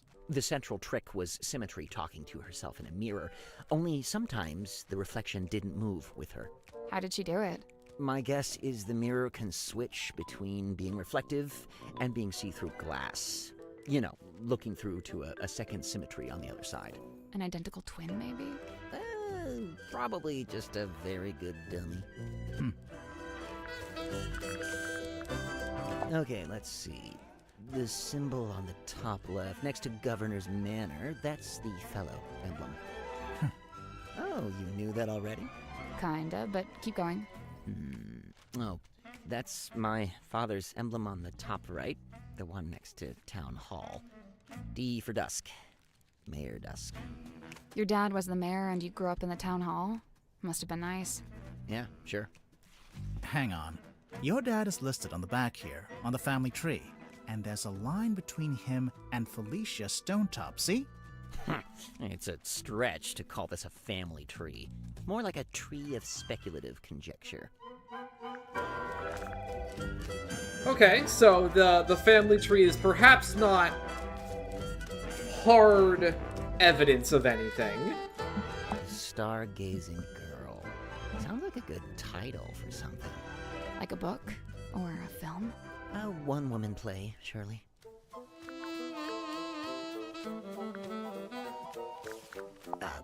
What? Do you know what this is? Well, it's a bottle, isn't it? Where did you find it? Madame Tadpole's room. She likes to collect stuff she finds in the ocean. Does she now? What fun, what fun. Mr. Warman, do you know what this bottle is? Nope. No idea. Oof. Mr. Werman, you're not lying to me, are you? What's that? A book? Yeah, I think so. Let's see. Nope, not a book. Why not? Listen. Books don't rattle. The Stonetop Inn's been in the town a long time. Did you ever go in? It was a little bawdry for my tastes, but that's sailors for you. My father was a frequent patron, though. He had a thing for the innkeeper. Did you ever see Mortuga in there? It's possible, but I don't remember it. He probably looked different back then, anyway. The deeds seem to say that Don Drummond was the most recent owner. I noticed. It's hard to imagine the Stonetop selling the inn. It's been their family home for generations. Well, I don't think there are any stone tops left. We were in the inn earlier today. It's been abandoned, just like everything else. This is supposed to be silkworm, is it? Is it not accurate? Far from it. I don't think it's trying to be accurate. It's more about Mortuga's specific... Hang on. Is that my father? Which one? This guy. He's got the right look, and he's standing outside the building that would be the town hall if it wasn't just a wooden cube. Huh. I'll make a note of it. What was your father's name? Damien. Damien Warman. No, Damien Dusk. What's this? A little painting? It's a photo. A photo of a mermaid floating in a crystalline orb, held aloft by a muscular demon werewolf. Yeah? If you say so. Charming, isn't it? Is it based on a real ship? I'd assume so. Mortuga did work as a sailor of sorts back before the submarine. He had his own ship? Oh no, it was a stone-top ship he worked on. The same people that own the inn. It looks like the little Mortuga's standing by the wheel, so that'd make him the helmsman. Yeah, that's right.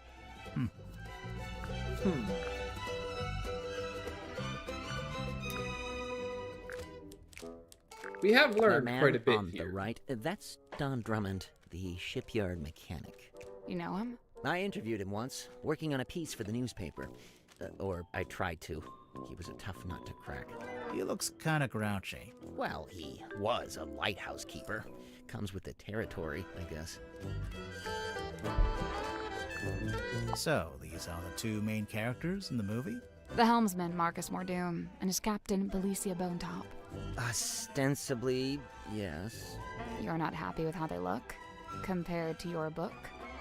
They made Marcus too handsome and too bulky. Sure, he'd have muscle, but at the same time, he's supposed to be wiry, fibrous, like an old piece of rope. Meanwhile, Belicia's supposed to be more ethereal, like she might evaporate if you try to reach out and touch her. Oh, well, you can't have everything. And for some reason, they gave them both necklaces when it's Belicia's necklace that the story hinges on. If your story hinges on a specific necklace, then make it the only necklace in the story. This is basic stuff, people. Oh, JD. I don't know what to tell you, friend.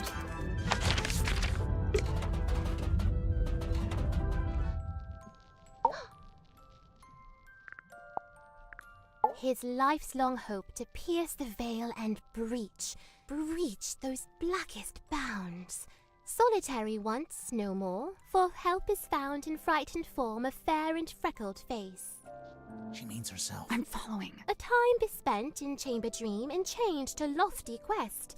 Then lo, a shock! Dismissed, bespurned, rejected, my lonesome purpose lost. Why'd he do that? Zacharias Zephyr, number 3, The Entangled Dream.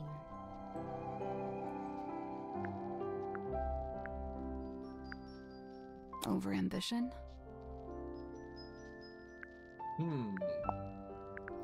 Alright, well clearly she knows a fair amount about what's going on with Do you know how with Zephyr's Zephyr. dream helmet works? His secrets are his own to keep. Okay, but just for the record, you do know his secrets. I am bound to share them not. Hey, Sim, do you know anything about this? Speaketh soft. Okay? Do you know anything about this? Nay,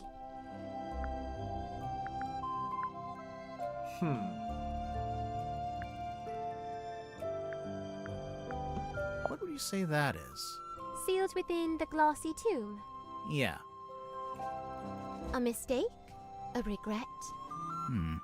I thought it was a piece of paper. She knows what I know. She tries her best to honor fate and call it by its newest name. Cynthia? I will admit, in quiet hours, the former name returns. What's the former name? Need you only glance beneath a single slip of paper?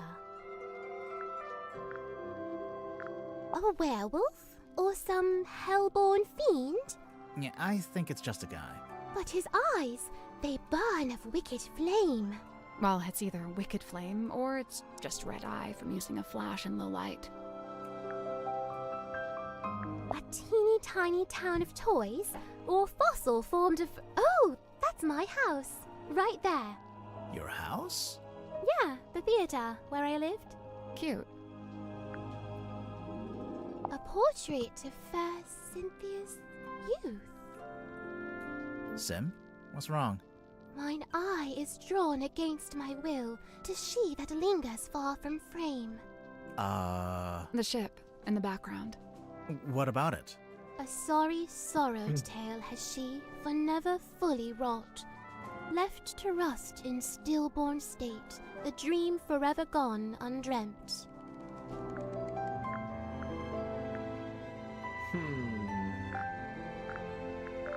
Dost thou require this card's consent when saving souls from drowning deep? Well, no, not really. Then what purpose doth it serve? Fair question. An actor or a mage in guise who sways men's souls with artful feigned truth. You, think Dirk might be swaying our souls? Fret not, as dwell he in this deep sea womb, his strength's divorced from skyward source. Skyward source? The sun, I'm guessing. How do you know he likes the sun so much? Alone he's oft espied, atop our ship, and stood enrobed in warmer light. Dirk goes up on deck a lot, huh? By himself, I wonder.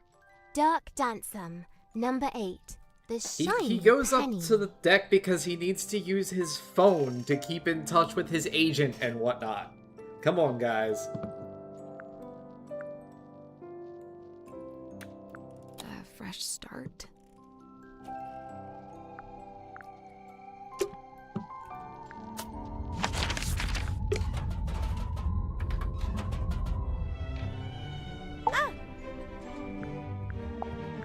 I'm probably gonna have to draw up some rules on keeping pets. It's not that I want to ban them, but, you know, maybe a rule about not keeping them secret. And, what's this got to do with Zephyr? Oh, I'm pretty sure he's keeping an animal in there, in his dream chamber.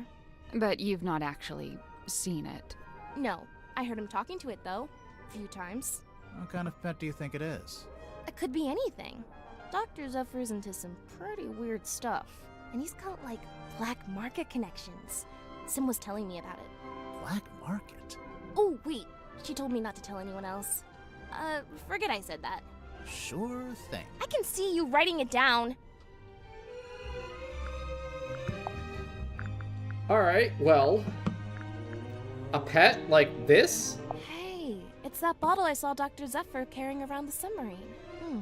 Smells kind of like flowers or something. Weird. What about the thing in the bottle? I don't really want to know what that is. But I need to know what that is. You're not helping, Cynthia. Oh, Sim's fog ball.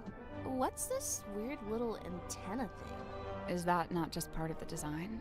No, I don't think so. What does it do? We're not sure. My money's on nothing. I remember this. My mom had a copy framed and put it up on our hallway. That's her in the photo. Yeah. Who's the other woman? That's her best friend. They were always going on little adventures together. And one time, they came back with a sea serpent. The silver snake. Also known as the silkworm serpent. Why'd they take it out of the ocean anyway? It was injured? They wanted to look after it until it recovered. Does it not have eyes? Nope, no eyes. And its skin was rock hard, but shiny, like a gemstone. Where'd you keep it? In the shipyard? Yeah. Mom wanted to take it back into the sea, but she didn't want to leave it. She wanted to go with it. She wanted all of us to go. To go and live in the ocean. Mm-hmm. Does the dream helmet have the same antenna as the fog ball? That is a good question. It sure looks like it.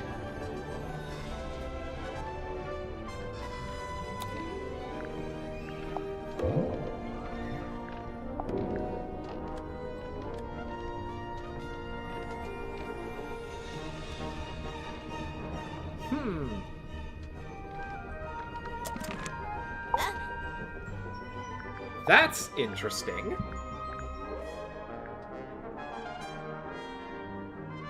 So does that do something like where... Well, okay.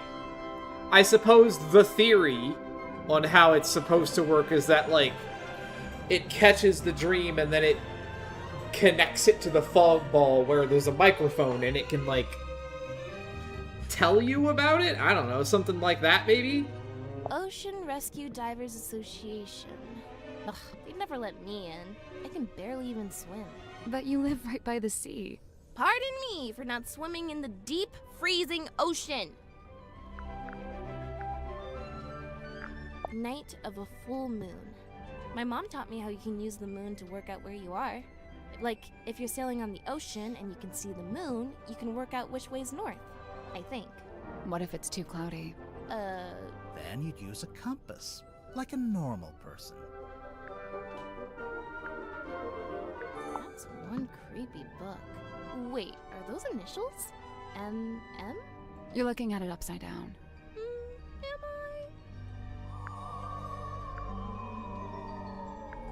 I? That's a thought. I don't know if it's a good thought. Okay, we did open this.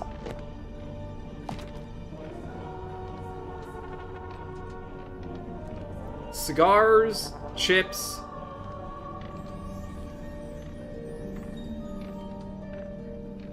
Moon, tadpole, and that's Fortuna, I believe?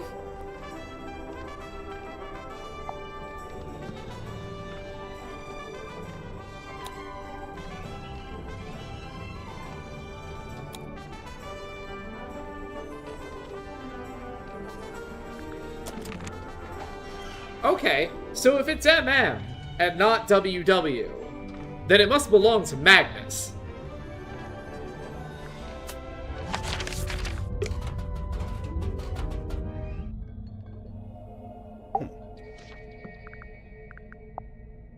So, Dr. Zephyr, I'm guessing you don't have an actual doctorate. Correct. I walk not the path of formal academic recognition, not for lack of trying, you understand. 8 separate institutions turned me away, asserting that my ideas were, quote, incompatible with our modern world. They forget, of course, that the modern world is a fleeting and ever-changing thing. Indeed, all of history's greatest scientists battled with such short-sighted stubbornness. So, you want to be one of history's greatest scientists, and fundamentally change how we view the world? Is that so much to ask? I mean, yeah, it might be. So then how did you end up studying dreams? It was the result of acquiring a particular specimen. It opened up new ways to study the subconscious mind. A specimen? Like what? An animal? Yeah, I'm picturing like a lizard floating in a jar of formaldehyde. Something like that. So, what are you working on now? Here in your dream chamber? I'm studying subconscious spirit transmissions, analyzing their meaning, their intention. Do you need to be in a submarine to do that? Of course not. However, positioning myself here affords me other opportunities. Like what? The possibility of studying the most important specimen of all. If her transmission could be analyzed, interpreted, it would be an unparalleled discovery. Her? She is all that stirs in the minds of men that they shall never know. A being known only as the Mermaid. A person? I've told you all I know. Then apparently you don't know much at all. Correct. Thanks? I noticed Mr. Dansom was quite determined to hold conversation with Magnus. What did Dirk want to talk to Martuga about? Nothing. It was the act of conversation itself he was after. First-hand experience of Martuga's mannerisms, affectations, and vocabulary. When I inquired as to why Mr. Dansom held fascination for such things, he said simply, research. Alright, well we've got a lot of stuff since the last time we talked to Zephyr, so...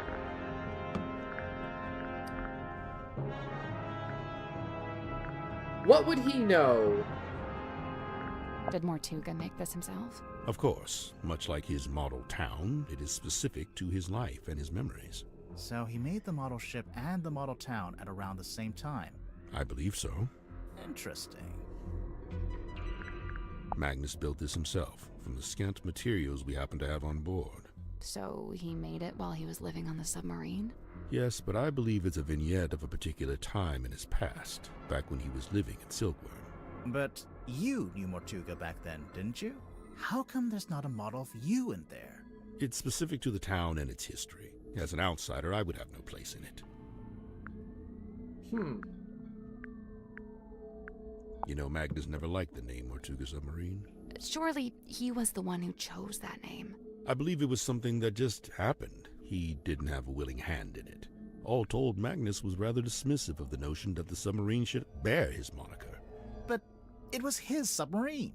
He was dismissive of that notion, too. A shrink ray, I assume? It actually does look like a shrink ray.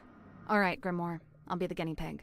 Zap me. Of course, it could be an enlightenment ray. Perhaps you ought to zap me instead. No one's getting zapped. I don't know. I think we should zap Zephyr with it. I believe this to be a depiction of a being known as the Mermaid.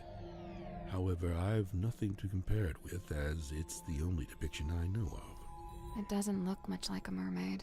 It doesn't look much like anything, really. Except for the fact it's got a face. At least, I think that's a face. Stories alluding to such a being were the reason I traveled to Silkworm in the first place. However, I was disappointed to discover that nobody in town seemed to know what I was talking about. It seems to be a secret held by only a very select few. I believe this is a painting of Magnus's old boss and landlord. Is that who she is? Felicia, her name was. And you met her? I laid eyes on her briefly when I first visited Silkworm. What happened to her? I couldn't say. Mortuga never told you? No. Maybe he didn't know either.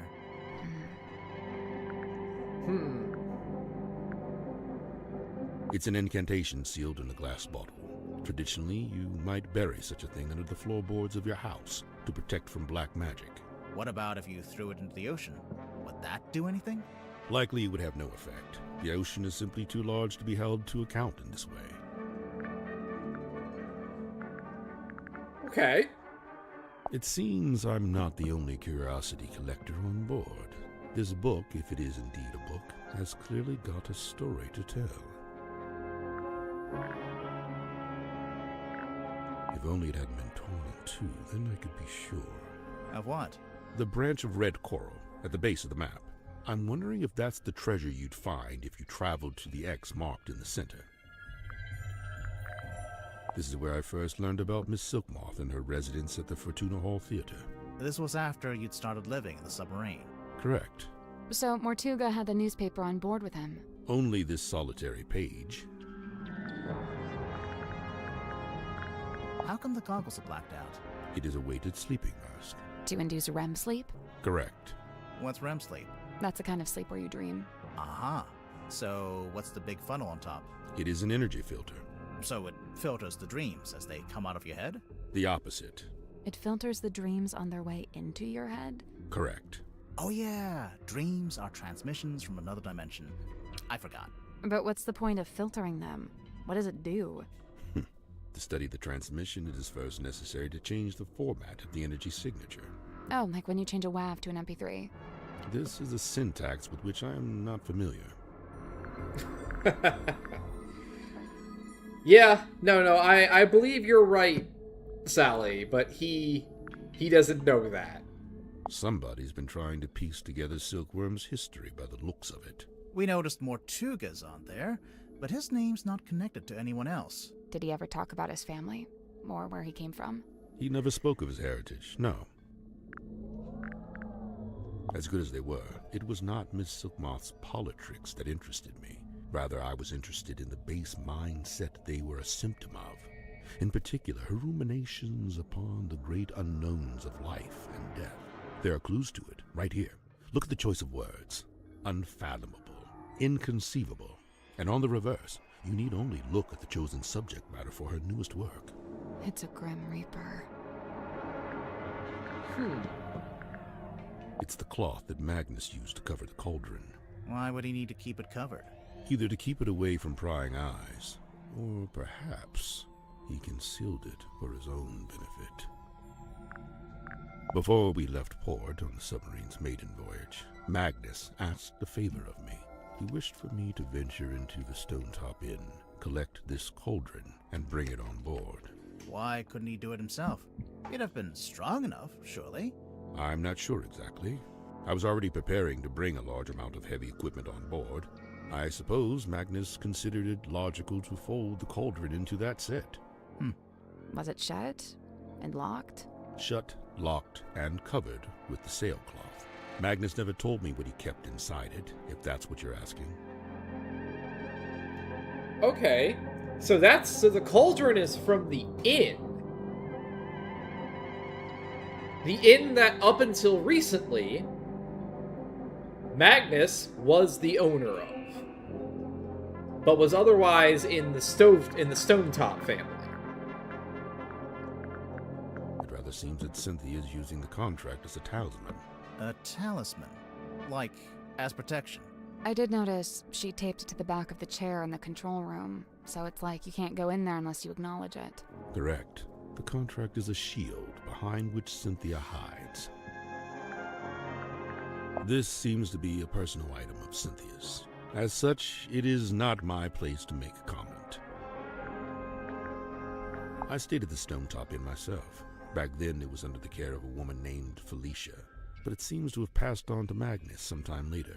I find this strange, for he was not a member of the Stonetop family. An epitaph to human desperation, a totem of yearning for a time long past. If you say so.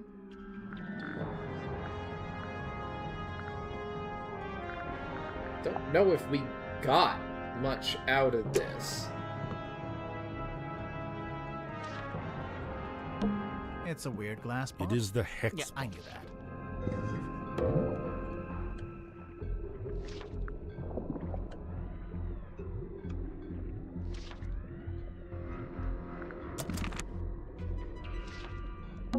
The glass moved. Let's take a closer look at that book. Yeah, there's definitely... I think I can see a face. That's probably just parent. The human habit of... Okay, no, I just saw it too. Like, there's clearly something back there. Pretty sure it's the...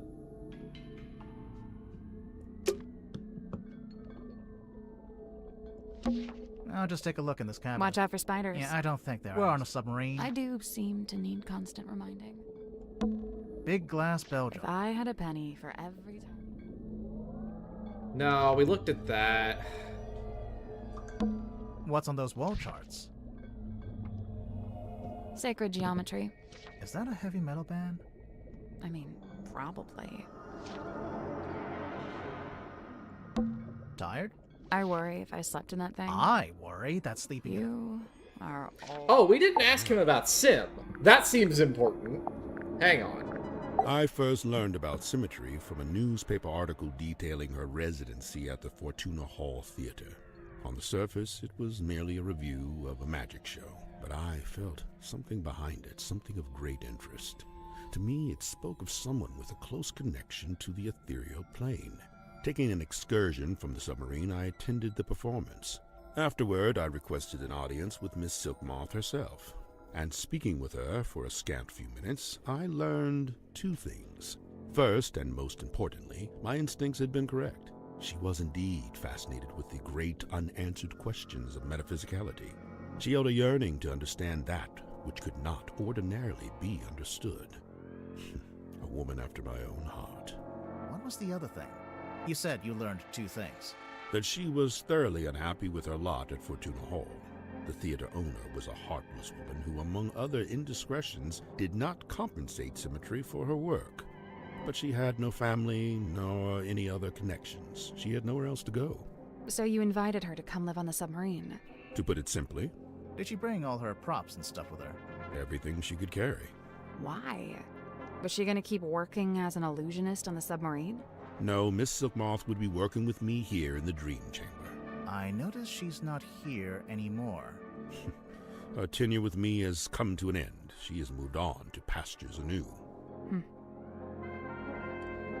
Yeah, okay, well, that's understandable why she would leave the theater if she wasn't getting paid. I noticed Dr. Zephyr also, left out the bit where he got bitched out by, Tadpole for... which is why he let, Sin go.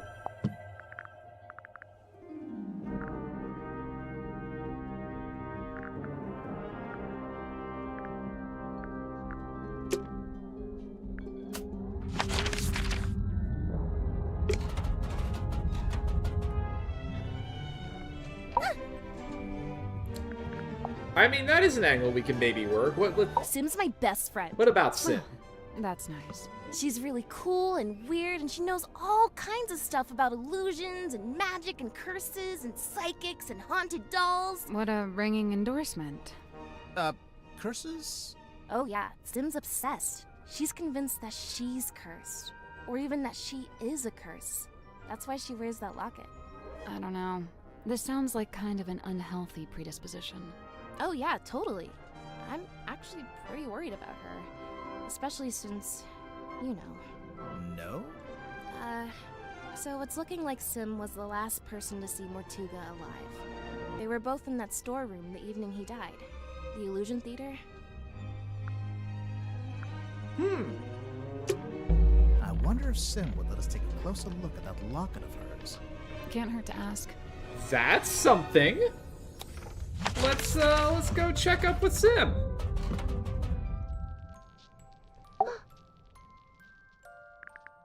Sim, could we take a closer look at your locket? I suppose so. Please be careful. A heavy golden locket. You really think we should open it? I don't know. Maybe. It's up to you.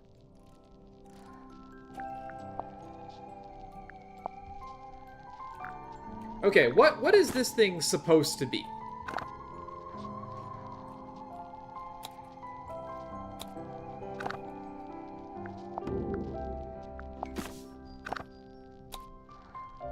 She was a witch. Okay, so she was a witch of some infamy before her untimely end. The locket protects.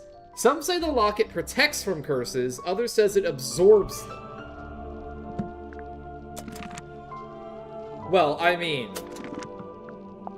we gotta open it, right?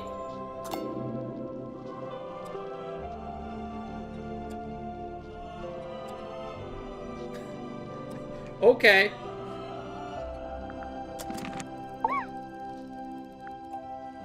Hey, 'Twas my mother's own, or so I'm told.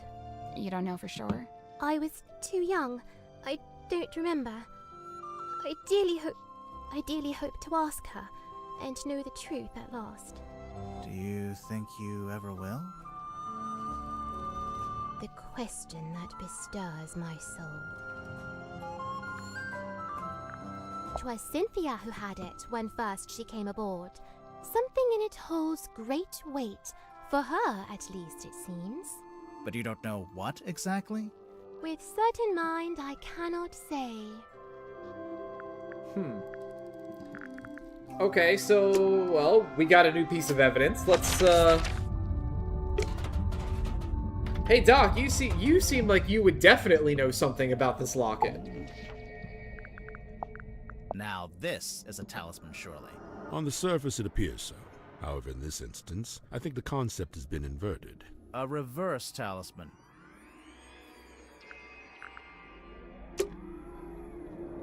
No? That's it? That's all you're gonna say about that?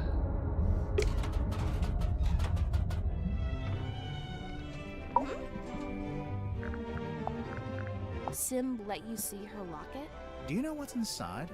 Did she ever show you? No, and I didn't ask. She's allowed to have secrets. Wait, you didn't open it, did you? Yes? Yeah. Was it okay? There wasn't anything bad in there? It's fine. Okay, fine. Good.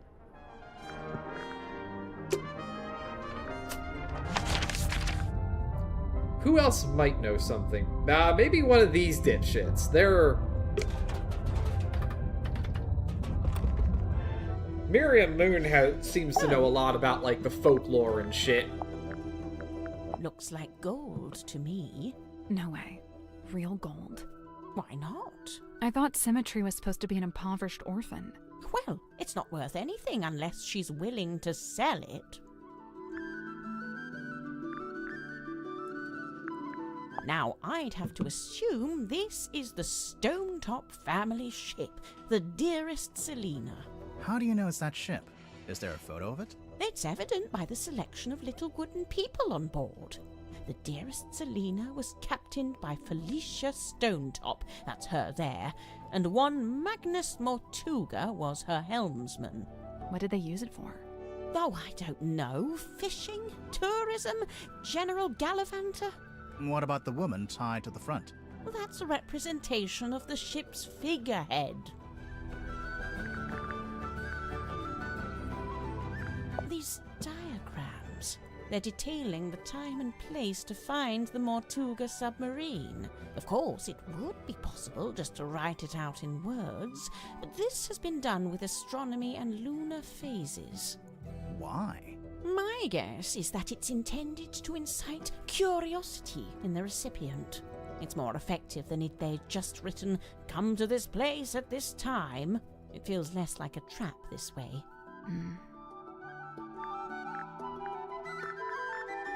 Let's see. Do we have anything else interesting for her to look at? As much as I love an old map, I wouldn't know where to start with these. I prefer maps that show some sort of land. Or, you know, some sort of anything. Symmetry was the only person I didn't see on my tour of the submarine. I realized later that she'd been with Mortuga at the time. In the Illusion Theater?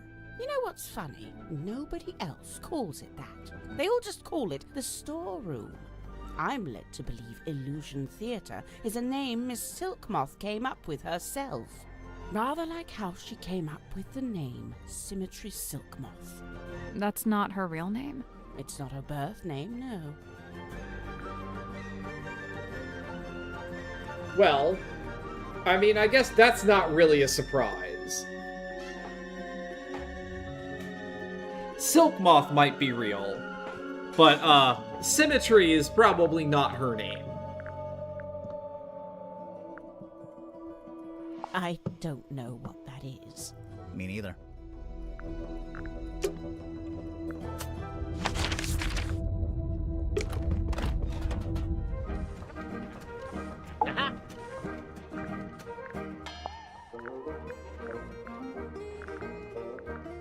Bingo! Lydian's locket in the flesh! And Lillian is... who? By all accounts, some kind of sorceress. How come you know about this? Well, it's a brass trinket, and thus it's often placed within the jurisdiction of my expertise. Aha! This must be where Madame Tadpole got her stage name. You think? She's not called Madame Mermaid Orb.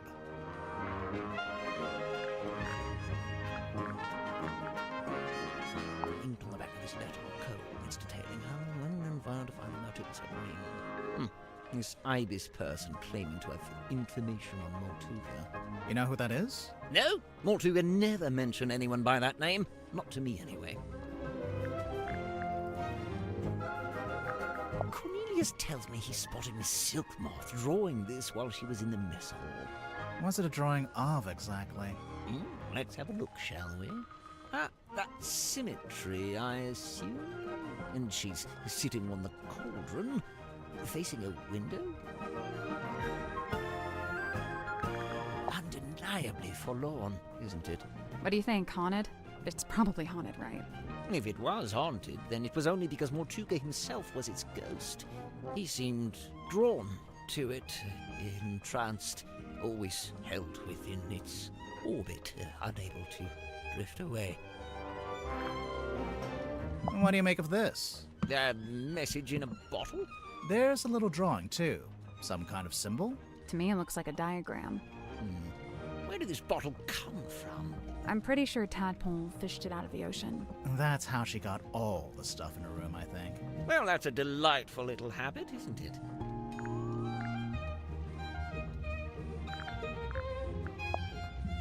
Goodness me. What's it a photo of? Well, it's a face. I suppose we can agree on that. Doesn't look like any face I've ever seen. No, well, perhaps you ought to count yourself lucky. Okay. He seems to know what this is, but I mean, presumably this photo is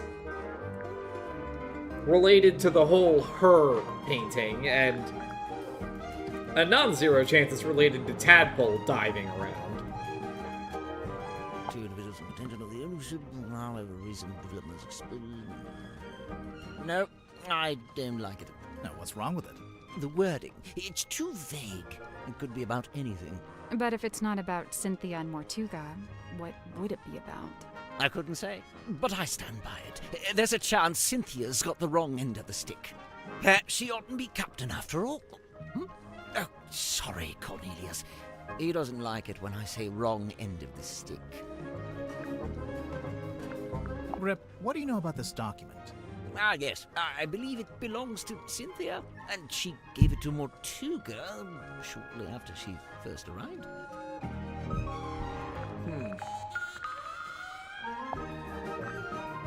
I will say, in the last day or so, Symmetry does seem particularly somber. Because of Mortuga's death? Yes, the problem seems to be that she considers herself a kind of catalyst. Does she? Why? Well, I believe she'd been working on some new project, and shortly before Mortuga died, Symmetry shared this project with him. And? And then he dies. It's probably just bad timing. What kind of project was it? I really have no idea. What's that? Oh, yes. Cornelius tells me he saw Symmetry drawing something while in the mess hall. A poster, apparently? Yeah, we know about that poster. Maybe it's worth having a look at the mess hall again. Is there anything actually, like, here that we missed? Wait, are these windows or lights? Both. It's a good idea, since you'd never get any natural light down here. I guess this is the mess hall. It is kind of a mess, yeah. Playing cards. Looks like someone got dealt a bad hand. Oh, really? I have no idea, I just thought that would sound cool. A picture of a fish. Delightful. This looks like dead coral. Is coral ever alive? Coral are marine animals, dude. What? Oh, poor Grim. He's getting his mind blown. Pots and pans for cooking. Hey, it's a kitchen. We didn't have one of those last time. What? Nothing. Pufferfish lamp. A timeless classic. It's a big metal statue of a serpent. We opened the cabinet and found this.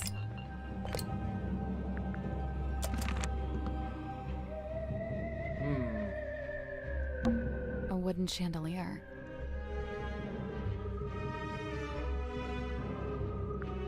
Doesn't seem to be much else there.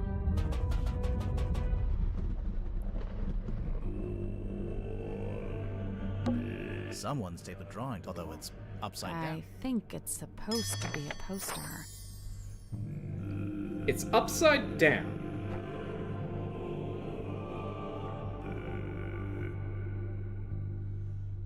Why would it be displayed like this?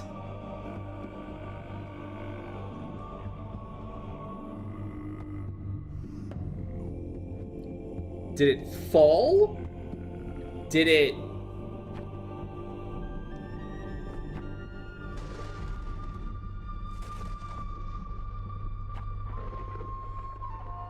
That would make sense if it was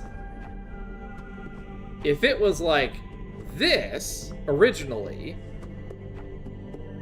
and then it fell. Yeah, that would make sense. The Lady of... Okay, so this is...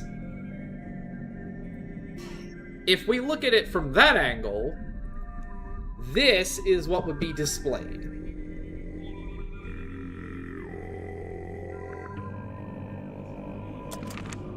Does that mean anything to us? The stool's been knocked over. It looks exactly like the bar stools in the Stone Top Inn. Someone's hung up a banner with the words Illusion Theater painted on it. What's the illusion, I wonder? You know, I think this room's had some kind of rebranding. Rebranding from what?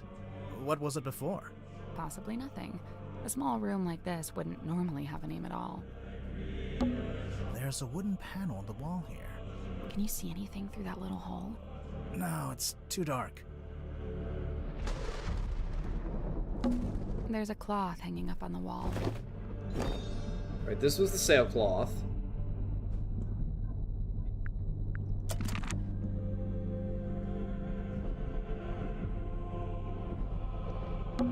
It's the drain.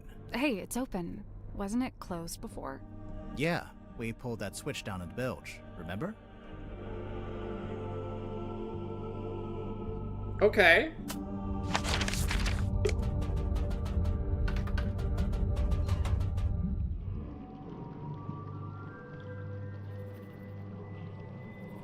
So if we pulled the switch in the bilge and did that cause this stuff to fall down here? It's a thigh-high pool of dirty water. Don't say thigh-high. Say knee-high. Or waist-high. But it was in between the two. Yeah, this room smells like... I kind of like it. I knew you were gonna say that. You always like the worst smells.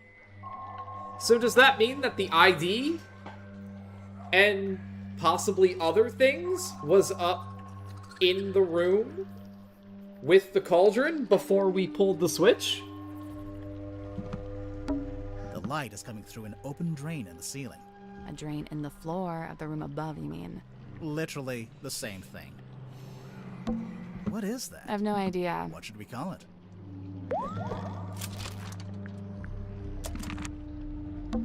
What's this?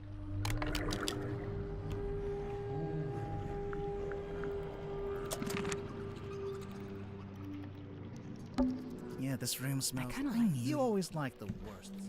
Maybe the better question is, okay, let's say the ID...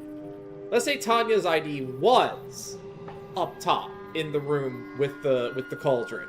What does that mean?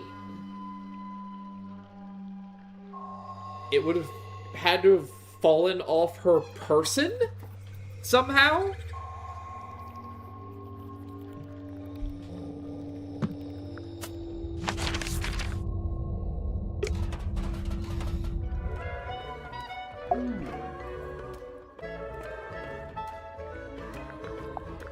Sim's quite delicate. She's got some real self-worth issues. She's kinda eerie. Mm-hmm. And she's got this 1,000-yard stare, like a rabbit in the headlights. She's got a unique way of speaking, too. Yeah, I'm still not sure how much of it is sincere and how much is residual from her time performing on stage. I have heard her talking more normally, though, when she's with Cynthia. What about Sim's parents? Orphan. As far as I know, she was homeless for a while, until the system picked her up and she got moved into the theater. So, she's never had any kind of normal life. Nope. That 1,000-yard stare's starting to make a little more sense now, huh?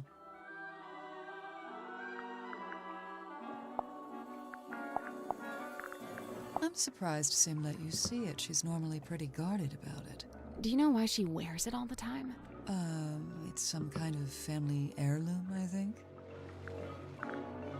Family heirloom is a strong word, but... All I can say for sure is that at one time, this cauldron spent several years underwater. Not just underwater, but in the ocean. I can tell by the growth of the barnacles and algae. There's no growth on the inside, though. Or on the lid. Yeah, I noticed that too.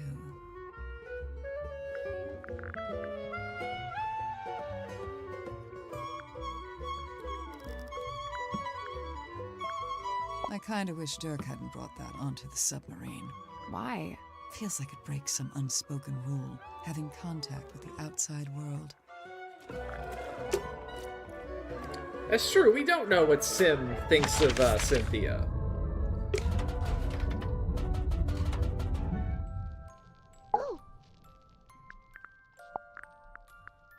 Oh yes, we do. Fair Cynthia, O truest friend, my You're both from Silkworm. though kindred bred neath sullen skies, now we You met. really never ran into She is bloomed from deepest silken soil. Ah, of course. You make a friend, and then she must have been, you know, a 'Twas nice... no sudden thing. Full well she plotted to helm this vessel Is next. that so? Cynthia Seafoam, number 6, the leaden crown. A heavy burden?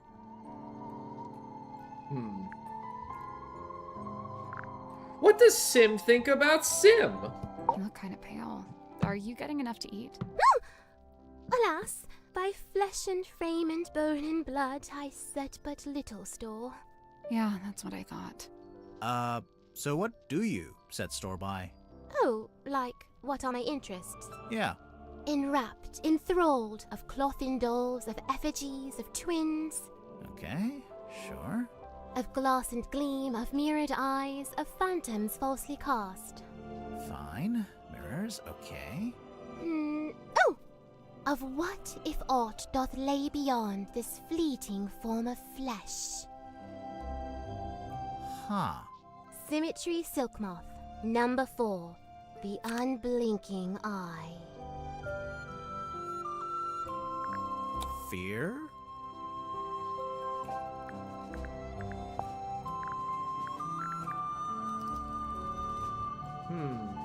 Yeah, she's seen the radio doll.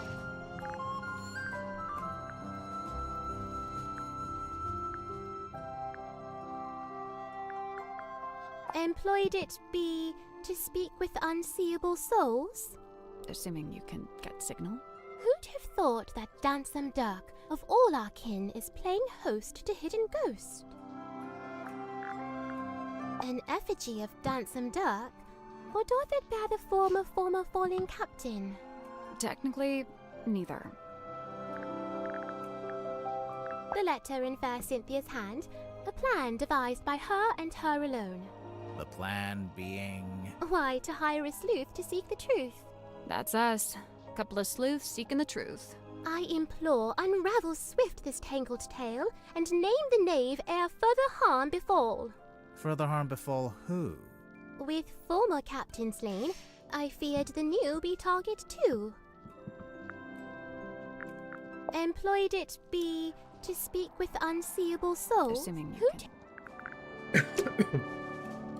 Cell phone does have the MMWW thing, but like...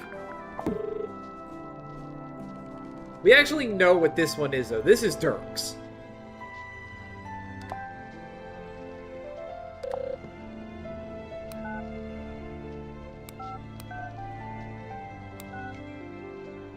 Who did he even call? Thought 178?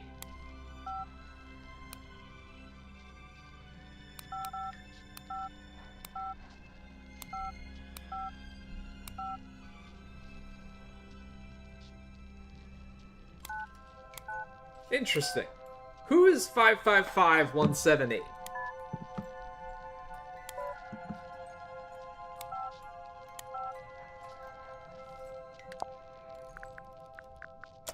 What have we learned about that?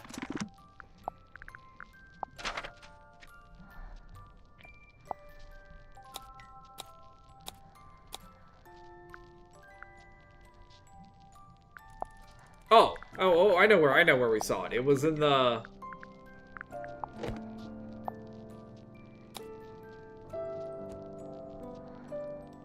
Moon. So he's been calling Miriam Moon.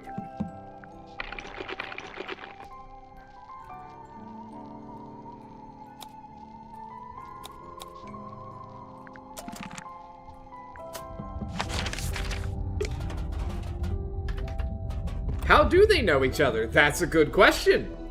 Let's find out.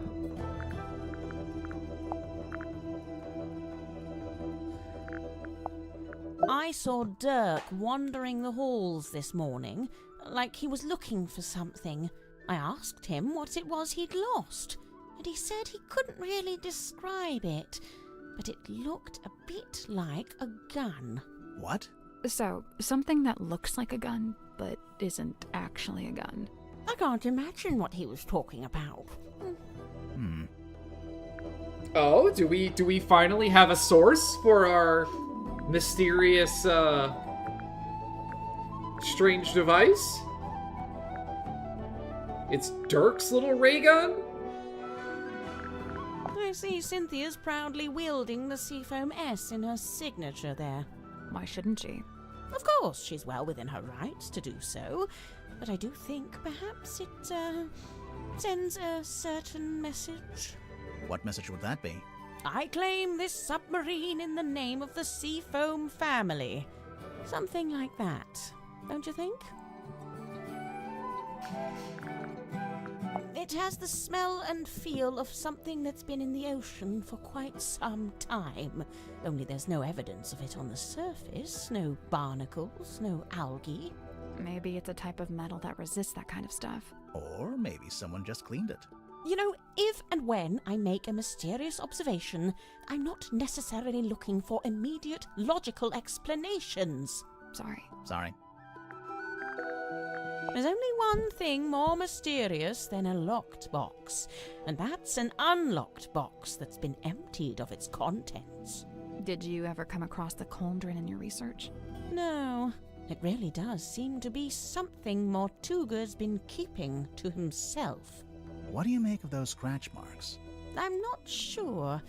They don't really look like anything made by an animal. That's a relief. Wait, is it? I believe Mortuga used its light to alert others to the location of the submarine. On the rare occasions when he wished to do such a thing, of course. That's how it happened with us. Although I guess it was Cynthia, not Mortuga. You know, for some time now, I've heard stories of sailors seeing a green light in the ocean at night. Well, I guess you have your explanation. The problem is, several of the stories predate the Mortuga submarine.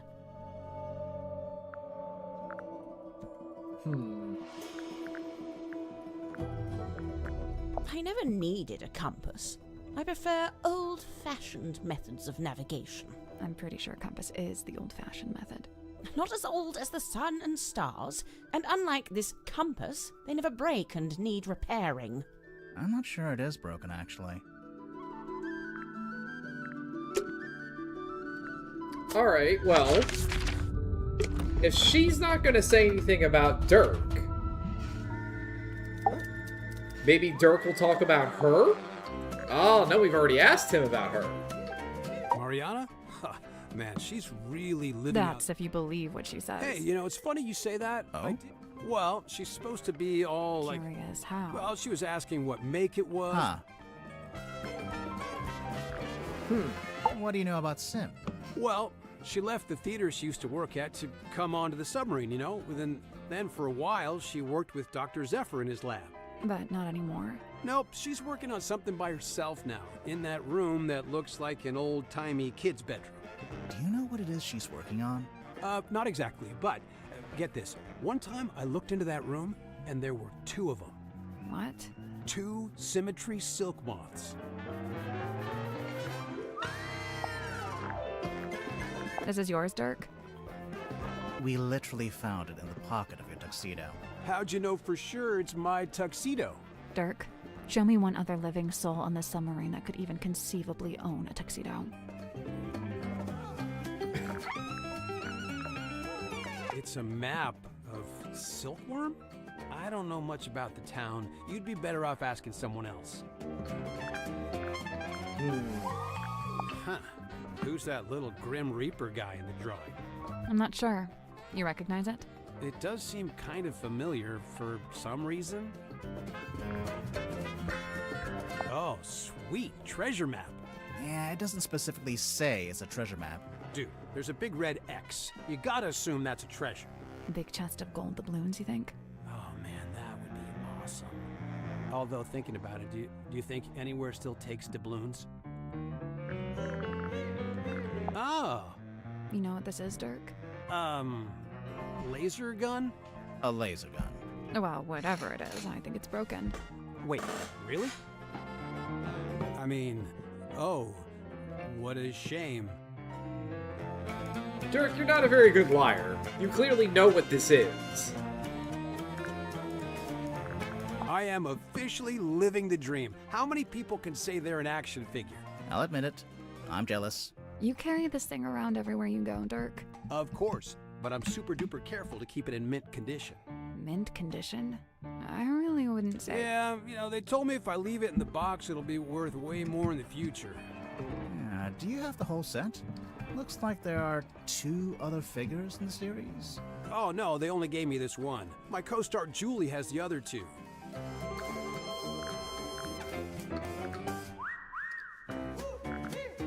Okay, hang on. I think Sim's hiding something on the submarine. Something we haven't found yet. A certain piece of equipment she uses in magic tricks. That's the one.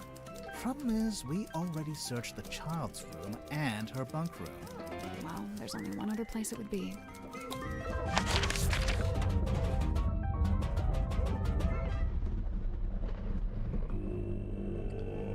Alright, well, it is evident. Whatever we're looking for is evidently here. There's a cloth hanging up on the wall.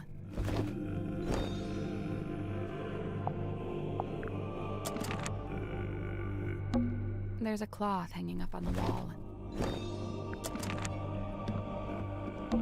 So, it's just like the case file said. He was killed by getting cut across the neck, right? Yeah, you can see that's But there's no weapon. Nothing. It's the drain. Hey, it's open. Yeah, we pulled that switch down in the bilge, remember? Yeah, like I said, this hole in the wall is the only thing that we don't have an explanation for. This wooden panel. Surely there's something behind it. Hello? It's a little set of tiles.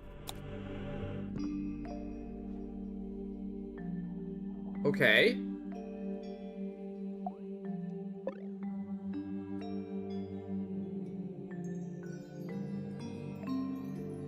Oh. Huh?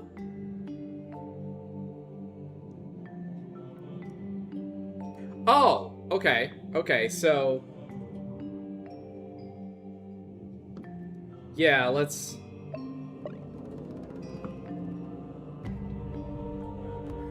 Hearts, hearts, this must be... This is probably up... This is the double heart. I think?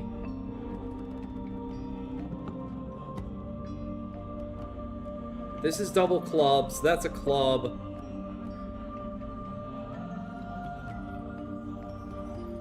I think that's supposed to be a club. That's definitely a club. Oh no, I have an extra club.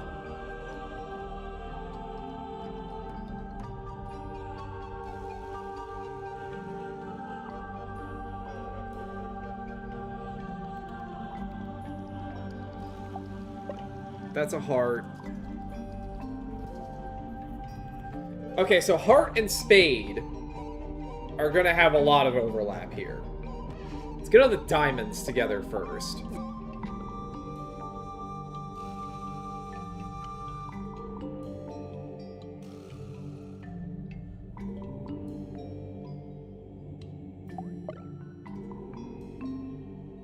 Oh, there's more diamonds.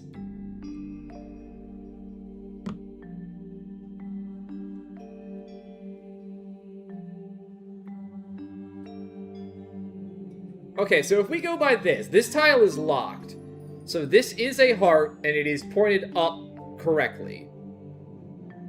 If it's up and down, I should have two tops of the hearts, which I do. Bottom is a diamond. I don't think it matters which one, because there's a whole bunch of diamonds. This should be this one. That's that one. And then this is the upside down heart. Okay, that looks correct. Diamond, right side up. Top and bottom. This is bottom and top. We want two sideways diamonds. And an upside down diamond. Okay, they're all just diamonds. So we need a club, two tops of clubs. What the hell does that look like? Is that...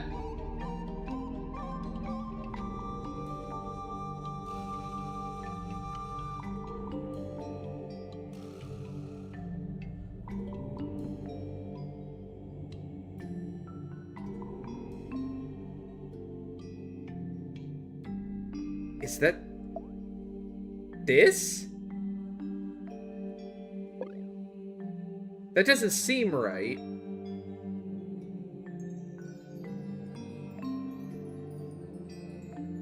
Yeah, that's 2 bottoms. That's this one.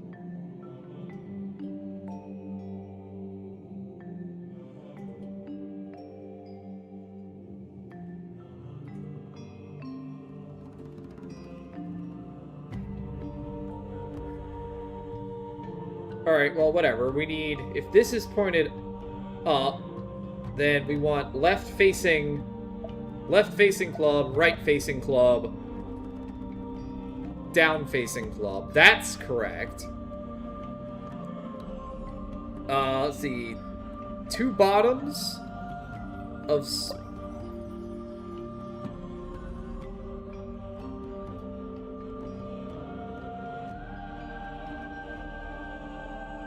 Yeah, okay, yeah. 2 bottoms is gonna be the same for spade and club. If that's right, that's left, that's right. That's down. I think that's it? Oh, that was it. Yeah. Nice work. It's unlocked, I think. Right, let's get this thing open.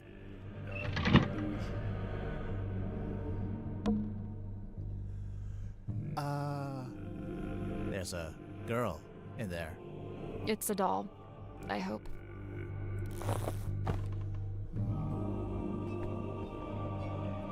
Well, we have a second sim. And she's got a, Is that a camera in her? So it's a life-size doll that looks like... Well, yeah, but I think there's more to it than that.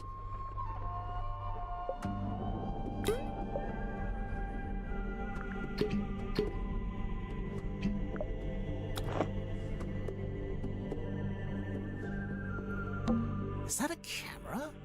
No, I think it's a projector. Film projector.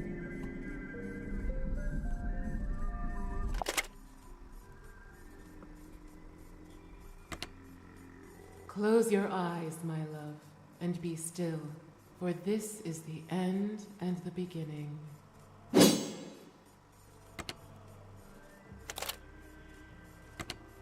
You really want to turn back after you got the map sussed out and everything? There's no wind. It's an ill omen. Oh my god, Magnus, you're so dramatic. All I need you to do is steer, all right? I'll handle the scary stuff. Felicia, You can't change my mind. Sorry. I spent too long planning this. Anyway, we'll be there in a few hours. beware. Exactly. Right. I didn't really explain it yet, huh? I've asked several times. You always wriggle out of it. Well, I've got nowhere to wriggle now, do I?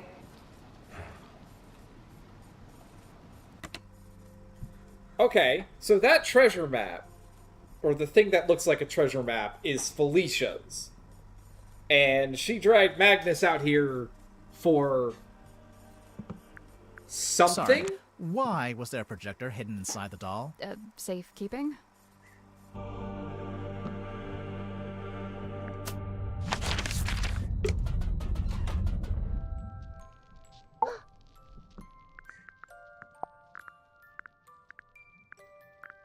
Is this yours? No, not mine. Merely borrowed from Magnus Mortuga. Mortuga owned a projector? What for? Projecting a film, I guess? Not this film. What did you want it for? Projecting this film. We found your doll. She's not talking. You didn't ask her anything. Alright, fine. What's up with the doll? Okay, now she's not talking. Speaking of, Sim, can the doll talk? Like, does it have a little speaker inside? She is ever silent. I speak for us both. I just thought, there's a string on the back. I thought it was like a pull string. It is a pull string. Oh, then how does it work? You pull it.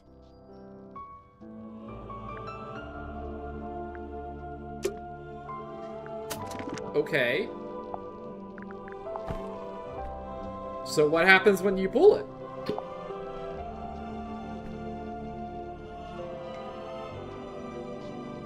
Nothing? It just makes the head pop off?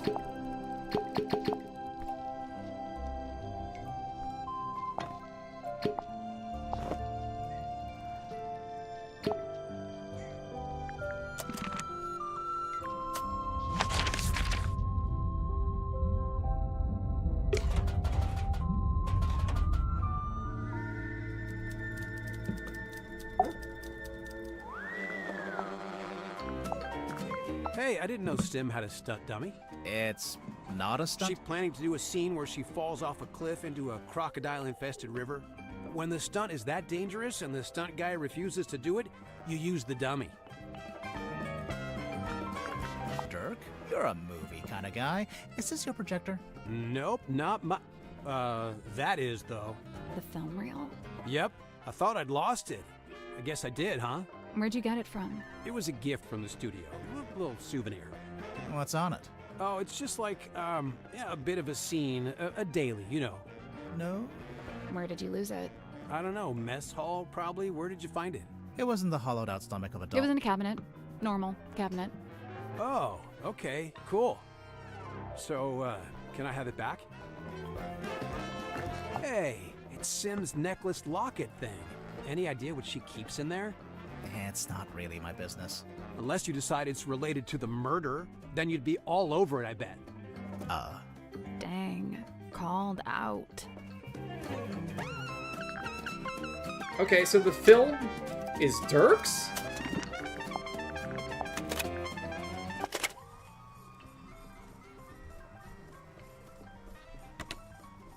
Close your eyes, my love, and be still, for this is the end and the beginning.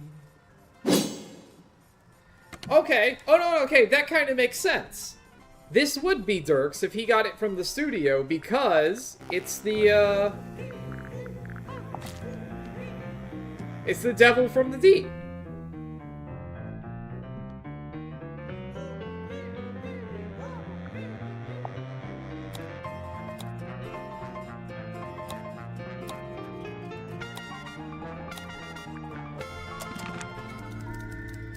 So how did it, yeah, so how did it get in the projector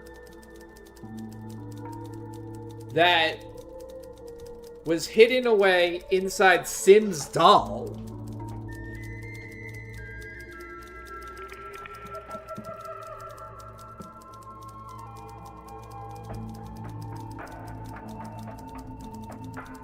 Oh, yeah, that makes sense. They play the whole swing the thing. They play the movie, and when it swings, you pull the string and the head pops off. That makes sense, yes.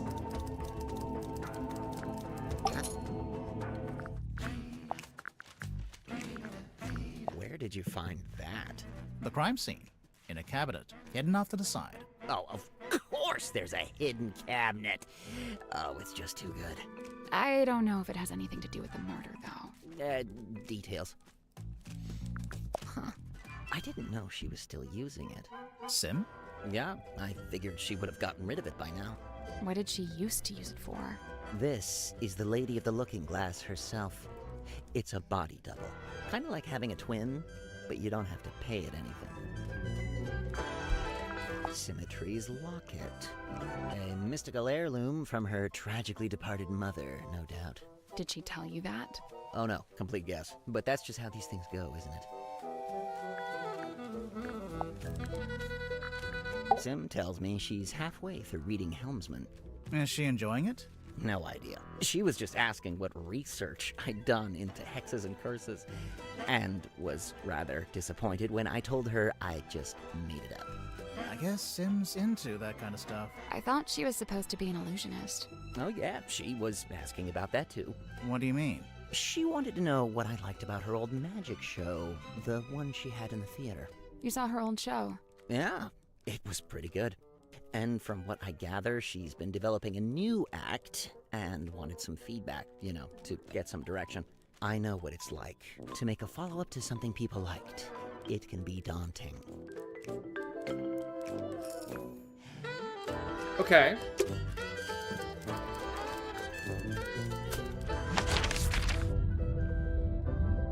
So who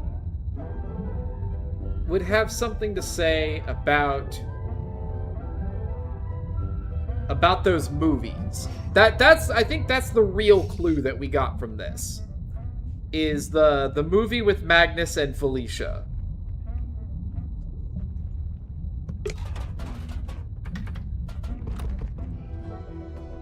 Miriam's a gossip. She knows her history.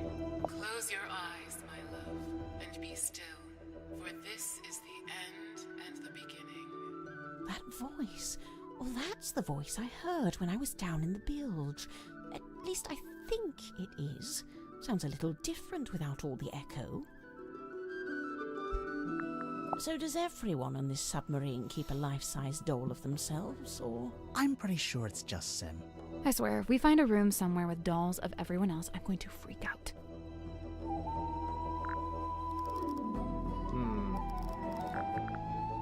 I'm sorry, Felicia Bonetop? Yeah, that's what she's called in the book, too. Marcus Mordoom's captain/love interest. Flying a little close to the sun with that name, aren't they? Do you recognize this, Mariana? Should I? Well, we just figured since there's a moon drawn on the label. So because my name is Moon, all moon-related things must belong to me? Even if it's not yours, do you have any idea what it is? It's a herbal compound of some kind. Valerian, skullcap, chamomile, and seawater. So, not poison. Maybe it's medicine. Wait. Do those herbs do anything in particular? I suppose it could be a sleep aid. Like a mild sedative? Interesting. Wait. Isn't that the same thing that was in the Hex bottle? Valerian something...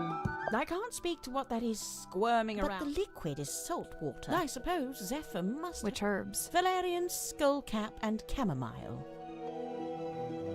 Valerian, skullcap, and chamomile. And what did she say this was? Should I? Well, so because my name even if it's not yours. It's a herbal compound of some kind. Hmm, Valerian, skullcap. okay. So... Maybe it's medicine. But those herbs...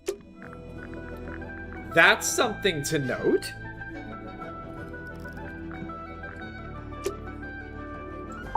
Have we asked her about anyone... Oh, we haven't asked her about herself, and I'm not sure that I want to, given the way she talks about everything else. So, Mariana, where are you from? No fixed address. That's the way it's been for some time. Oh, I see. But you came to Silkworm looking for the Mortuga submarine. How come? I go wherever I please, which usually amounts to wherever has the most interesting rumors. I don't want to be rude, but do you ever have to do work to get money? From time to time. I've taken up work as a tour guide, a historian, a performing storyteller. But how did you wind up getting onto the submarine? Isn't it a secret? Well, if it's such a secret, how did you do it? Well, I got a phone call from Cynthia Seafoam, and she told us to come to Silkworm.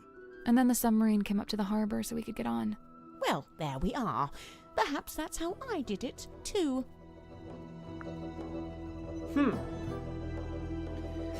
That may in fact be true, actually, because Dirk's cell phone was used to contact her twice?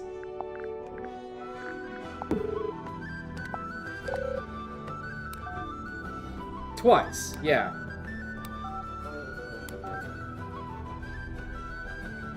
And they're both outgoing calls.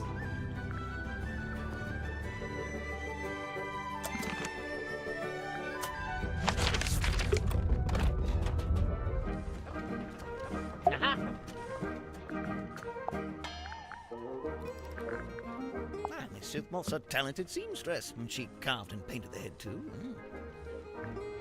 Close your eyes, my love, and be still, for this is the end and the beginning. That phrase. I heard that phrase spoken aloud when I was in the bilge with Mary on the Moon. And this was around the time of the murder. Yes. I wager it was. So they're hearing that play at the same time as the murder. And Mortuga was killed by slitting his throat. But we can't seem to find an actual murder weapon.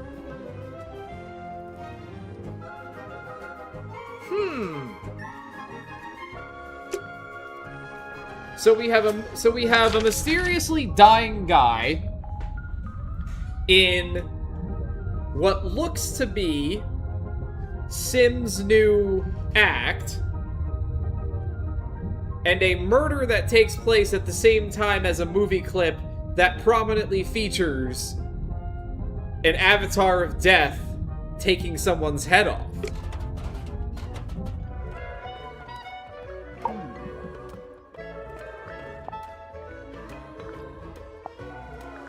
That's Mortuga's, although presumably he got it from someone else. Someone on the submarine?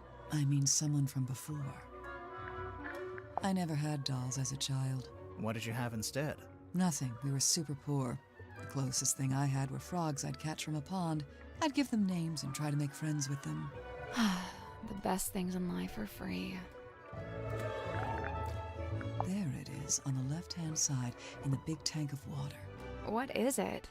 Some kind of sea creature? I think it's the reason they built the submarine. They built a submarine to house a sea creature. Mm-hmm. I don't understand. Where would it live? Wouldn't it need to be in water? Yeah, there's a special area of the submarine that can fill up with seawater. Where? You're standing on top of it right this second.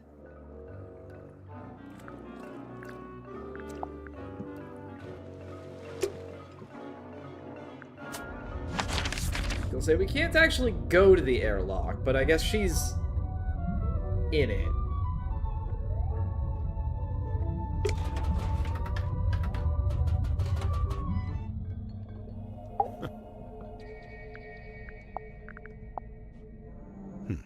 An apparition of death. Intriguing. But it's a woman. Wow. Death could be a woman. You don't know.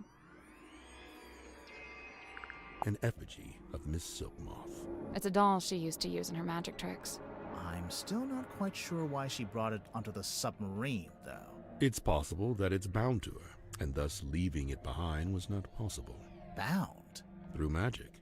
Once bound, an effigy shares its fate with the person in question. Permanently? Not necessarily. If a rupture were to form between the two, they may become separated once more.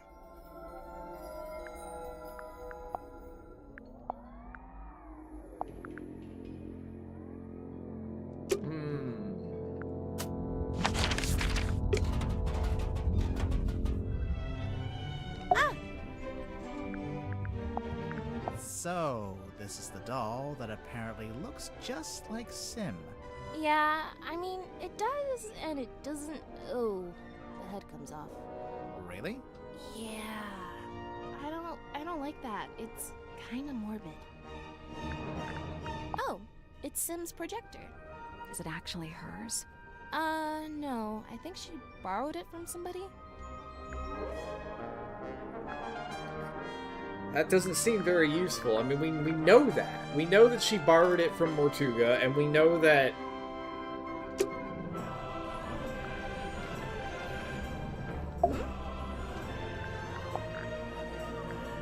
We already asked about the map. Cynthia, this radio looks kinda like you.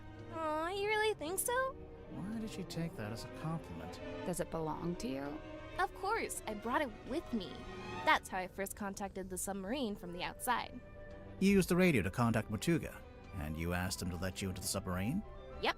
Wait, so there's a receiver in the control room? No. Well, kinda. So, you know what? Never mind. That's not very helpful, Cynthia. Baroness Fortuna. Who is she? She's the theater owner who adopted Sim. Did Sim like living with her? In the theater? Sim's reluctant to speak ill of her elders, but I get the sense that Fortuna wasn't very nice to her. So this is what Mr. Worman did after he left town. Why would he need to leave town to write a book? I feel like you could do that from anywhere. It was probably more about making connections. You mean like in publishing? In anything. Silkworm's a real dead end if you got any kind of aspirations. Cynthia, is this the phone you used to call us?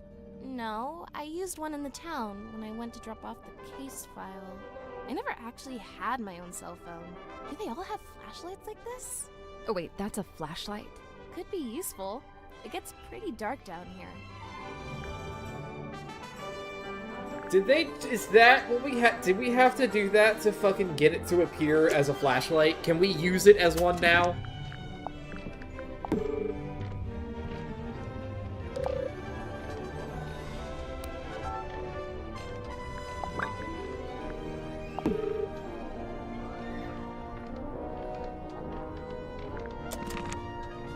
Hang on. Hang on.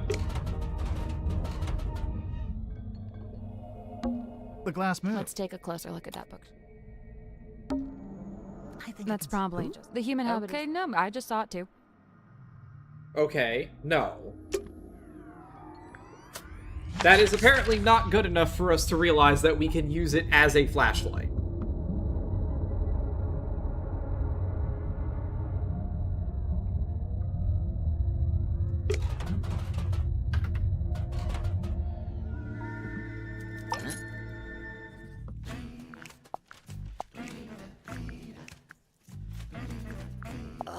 Can't stand these things. A procrastinator's worst nightmare.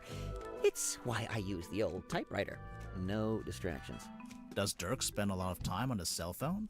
Not in here. He goes up on deck to do it. Why?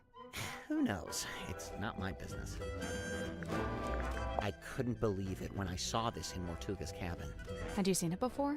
Yeah, this painting used to be in my house. What? In my father's study. It hung there for at least a year. Why? Where'd he get it from? I believe he bought it from the town's governor, a man named Fellow. So how'd Mortuga end up with it? I couldn't say. That belongs to Dirk, I think. We found it in the bilge, floating in the water. Well, that explains the smell. What is it? I assumed it was a movie prop. You know, a sci-fi thing. Has Dirk ever done a movie like that? Not to my knowledge. But then, why? No idea. You'd better ask him, hadn't you? We did ask him, and he didn't have much of an answer for us. A treasure map? I was looking for something like this. Why? So I was really banking on Mortuga having some kind of exciting secret mission. Something that justified the whole submarine thing, you know? But he didn't? No. In fact, he was weirdly aimless. Like he didn't even want to be here. I noticed on the back of the box it says, Series 2 coming soon. Look out for Hex of the Helmsman 2, only in theaters. Kinda presumptuous, isn't it? Considering you haven't even written the book yet. Thank you. That's what I said. I raised a fuss about it at the time. My objections fell on deaf ears, as usual. Why are they so keen to make a second movie, anyway? What else? Money. Let's have a look. Murder victim locked himself in the room. Body discovered. No weapon found. Cauldron open for the first time. Yeah, nice. Just enough information to hook you without giving too much away. Cynthia knows what she's doing.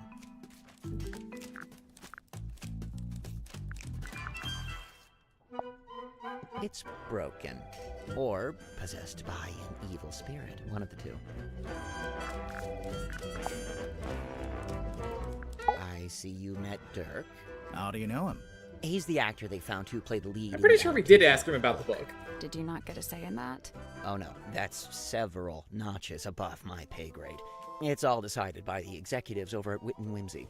Sure, they keep me around as consultant, but I found that to be a pretty hollow title. Do you think he's a good actor, at least? Dirk? He was a good fit for the kind of film they ended up making. How's that? So, how come you two traveled to the submarine together? I traveled to the submarine. Dirk's just taken to following me around. for some reason. Maybe he just wants to be your friend. He's got plenty of friends back home. Okay, so the two paintings that we have, this one, the one that has the lady on it, was in the captain's quarters, and this one is in the room when you first enter the submarine. It's like up on the wall. Alright, sure, did I really not ask him about the book? I swear I did. Oh, well, this is Sally's book, so... So, you've read it, Sally, but Grimoire hasn't? Nope. What's it about? I'd really rather not reduce it to a single sentence. It's about a guy named Marcus Mordoom looking for something called the Devil of the Deep. And does he find it? I just think it'd be better if you took the time. Yeah, kind of. It gets a little abstract towards the end. So what, it's just Marcus Mordoom on a ship, and that's it? We're talking about several themes carefully laid on top of each other. It's also a love story. Marcus is in love with a woman named Belicia. She's his captain. I don't see her on the cover. Really, all the nuance is lost if we just... No, she's there. Kinda. Like I said, it gets abstract. I'll take your word for it. If you'd like to read it, I have a spare copy you can... Nah, that's okay. No time. Oh, Werman.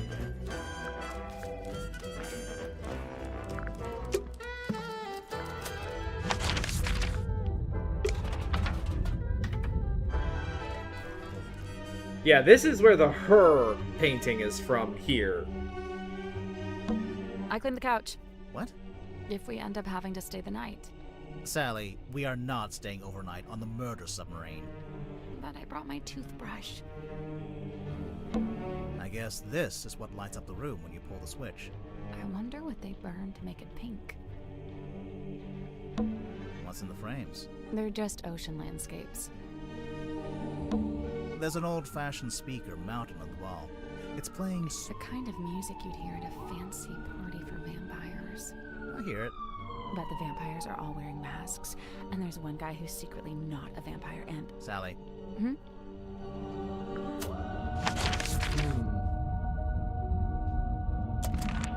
Alright, have we asked everybody about the projector?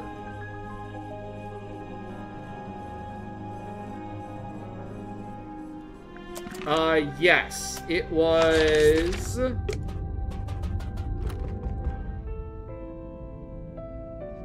Yeah, it's right here.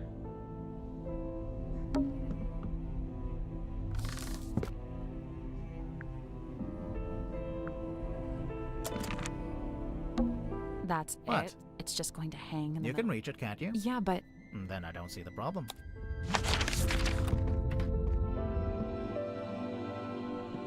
And then this here, this fucking black box, is the big mystery that we're currently stuck with. A wine bottle. The wine is long gone. A little window.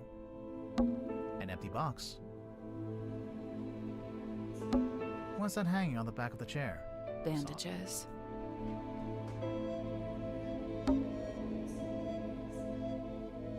Candles. They're caked in dust. So this is the town model. So this was Martuga's bedroom. Technically, if it's the captain's quarters, whoever is currently captain would get this room.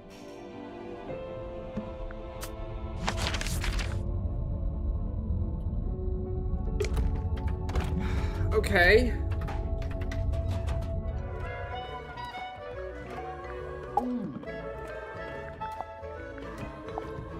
No, it's not time for cats. It's time for cats need to get down right now.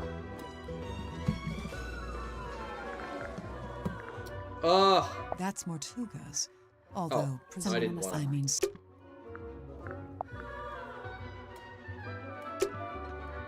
We're running out of stuff to ask here.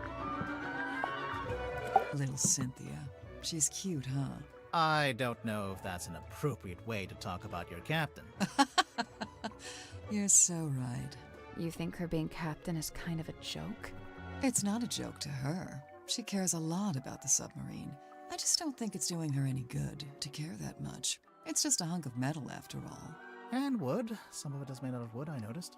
Did Mortuga want Cynthia to succeed him as captain? Did he ever mention it? No, I'd say he probably felt the same way I do about it. Which is... That she's too young and too bright to be living down here in the dark. Yeah, we already knew a lot of that stuff. Now, when Werman got here, that's when things got interesting. Why? Because he's a famous author? Oh no, I don't care about that. I don't read pulp literature. Oh, right. Then what's so interesting? Okay, so, Werman's from Silkworm, just like Mortuga. And after he arrived on the submarine, Mortuga spent a lot of time talking with him. Wait, you think they knew each other from before? From when they both lived in the town? No, but I do think they share a connection. Like, maybe they have a mutual friend or something? Something like that. Then it seems like Mortuga would have wanted Werman on the submarine if he had something to gain from it, even if it was just information. What information, though? What was Mortuga trying to find out?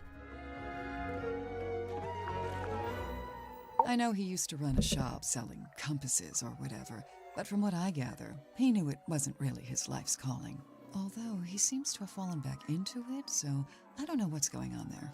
Creature of habit, I guess. If Grip didn't actually want to work in a shop, what did he want to do? He wanted to be the navigator for the submarine. He'd probably be pretty good at that. Problem was, Magnus didn't need a navigator. Didn't want one. What? It's just, now that Mortuga's dead and there's a new captain. You're thinking Grip might finally get to be navigator? Under Cynthia? Maybe. I don't know. I don't think Grip wants to be Cynthia's navigator. I think he wanted to be Mortuga's navigator. Okay. Something interesting about Grip there.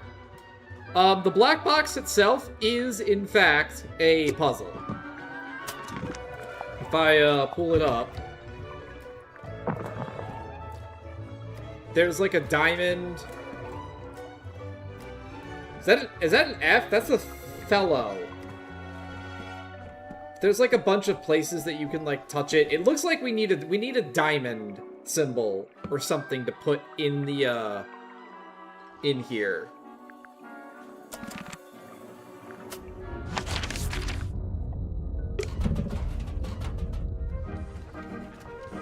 Alright, we've been going for a while, so I think what we're gonna do is, we're just gonna chat up, everybody who's left about the other suspects, and then we'll probably call it for there today. I noticed Dirk seems to be trying to tell Werman what to write in his book. Is he just trying to make sure Werman gets it done? Or is he trying to get him to write it in a certain way? A little of both, I'd wager. Maybe he's in league with Werman's publisher. Dirk? That can't be right. If I recall correctly, he told me he worked for something called, oh yes, thank you, Cornelius. Wit and Whimsy, that was it. But I'm not sure what It's a movie production company. It's owned by Vincent Van de Peer. He's a director and producer. Well, someone's well informed. Vincent once went location scouting in the swamp where I worked as a gift shop sales clerk. Ah, of course. Okay. So that explains the W and W on the cell phone. It's the company phone for Dirk. I never got the details out of either of them, so I can't confirm this. But I believe Werman was invited onto the submarine by Mortuga himself. Really? Why? It's very strange. I can't for the life of me imagine why Mortuga would bring a journalist on board. Werman's an author, not a journalist. Ah, well, he used to be a journalist. He wrote for the local newspaper. And I will say he doesn't seem to have lost the instinct to always be on the lookout for a story. He lived and worked in the inn opposite my emporium. I'd see him when I offered my custom at the inn, and in return, he'd come by my shop. As a sailor, Mortuga shared in my interest of nautical navigation. He even hired me for a job once. Did he tell you he was planning to go live on a submarine? I don't think he told anybody. After his disappearance, all I had was several largely unsatisfactory rumors. They said he disappeared into the sea, whatever that was supposed to mean. The first time I laid eyes on his eponymous submarine was when it rescued me from my fallen balloon. I can't tell you how surprised I was to see Magnus Mortuga step out onto the foredeck, although he wasn't quite the same man I'd known before. How do you mean? The light in his eyes was dulled. like he wasn't really there. What had happened to him? Well, I'd never found out. But you know, perhaps the rumors were true after all. Perhaps he had disappeared into the sea. Before this thrilling little jaunt on the Mortuga submarine, I'd lived in Silkworm all my life. I worked for my father and eventually inherited his business. Gorman Grip's nautical and aeronautical precision measurement and navigation instruments. Snappy title.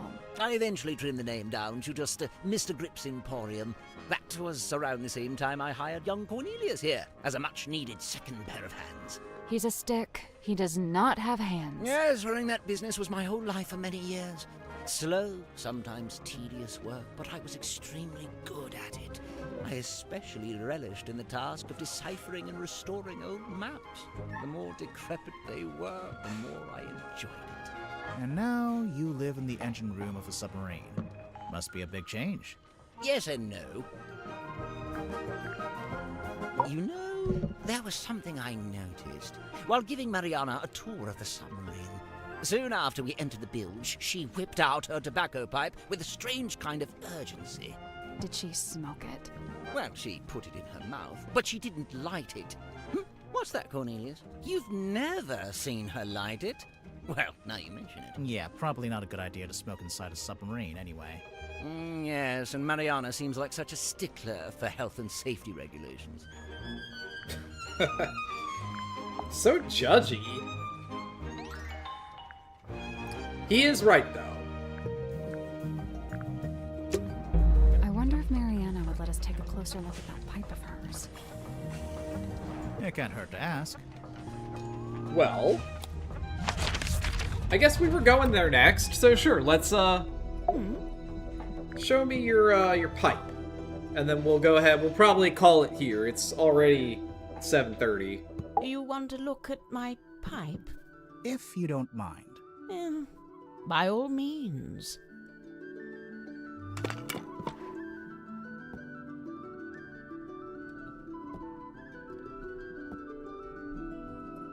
Okay, it's got... Okay, well this is very obviously, like, a playback mechanism. Is it a recorder? Is that what this is? Sally, despite what you may have read in popular detective fiction, this is no time to smoke a pipe. I'm not gonna smoke it. I want to listen to it. You... what? It's a little tape player. Come on, give it up. Just let me take it. I'm sorry, Tanya. I cannot. But why'd you even need to? I've told you before. No, you haven't. All you've ever told me is that you... I'd like to request that you return to your room. I have something I must attend to. Okay. Hey, listen, why don't we just kill him?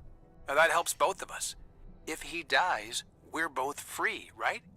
Come on, I know you don't have any better ideas.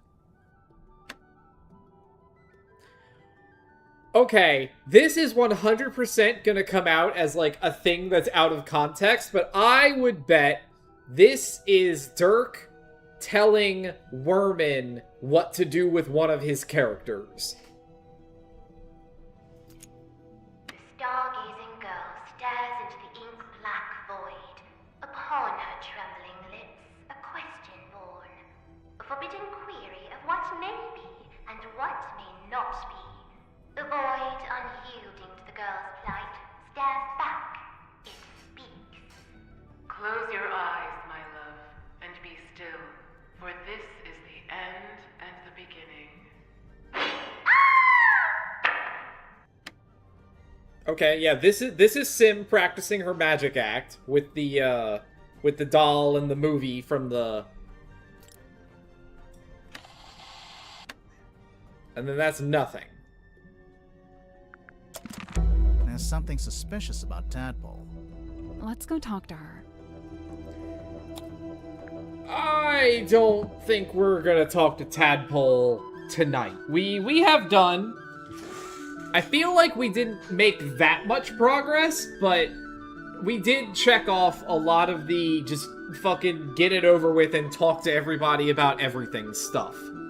So we have a couple leads now to work with, because we have the, we've got the movie and the projector. We've got the, we now have this pipe, which gives us potentially 3 different leads. I'm sure that they're not going to be as impactful as they sound, but yeah. So we have a couple things to work with for next time now. And then we'll just keep asking, and then next time we'll finish asking everybody about every, all the other people on board, and we'll see where that leads us. But this was a good session tonight. Made a decent chunk of progress. Doesn't feel like that from a completion perspective, since we only went up like 2%, but I think we got the vast majority of the low-hanging fruit last time, so I think at this point we need to actually, like, solve the mystery in a meaningful way in order to make our completion go up. So, but yeah, this has been good session. Thanks for hanging out. Next we'll do it again next week, making hopefully see if we can figure out what the hell to do with this stupid-ass box, since that's really the big mystery. So, thanks for watching, and, oh yeah, no, definitely check out the other games. I haven't played the first one. I think it's just called Detective Grimoire, but the second one, Tangle Tower, is very, very good, and is absolutely worth checking out. Yes, this stream will be on Sunday. I will look at DKC3 Elevation. It's the first time I've ever heard of it. Maybe we'll give that a look sometime in the middle of the week, but we will be doing Mermaid Mask again next weekend. So thanks for hanging out, everybody. See you next time.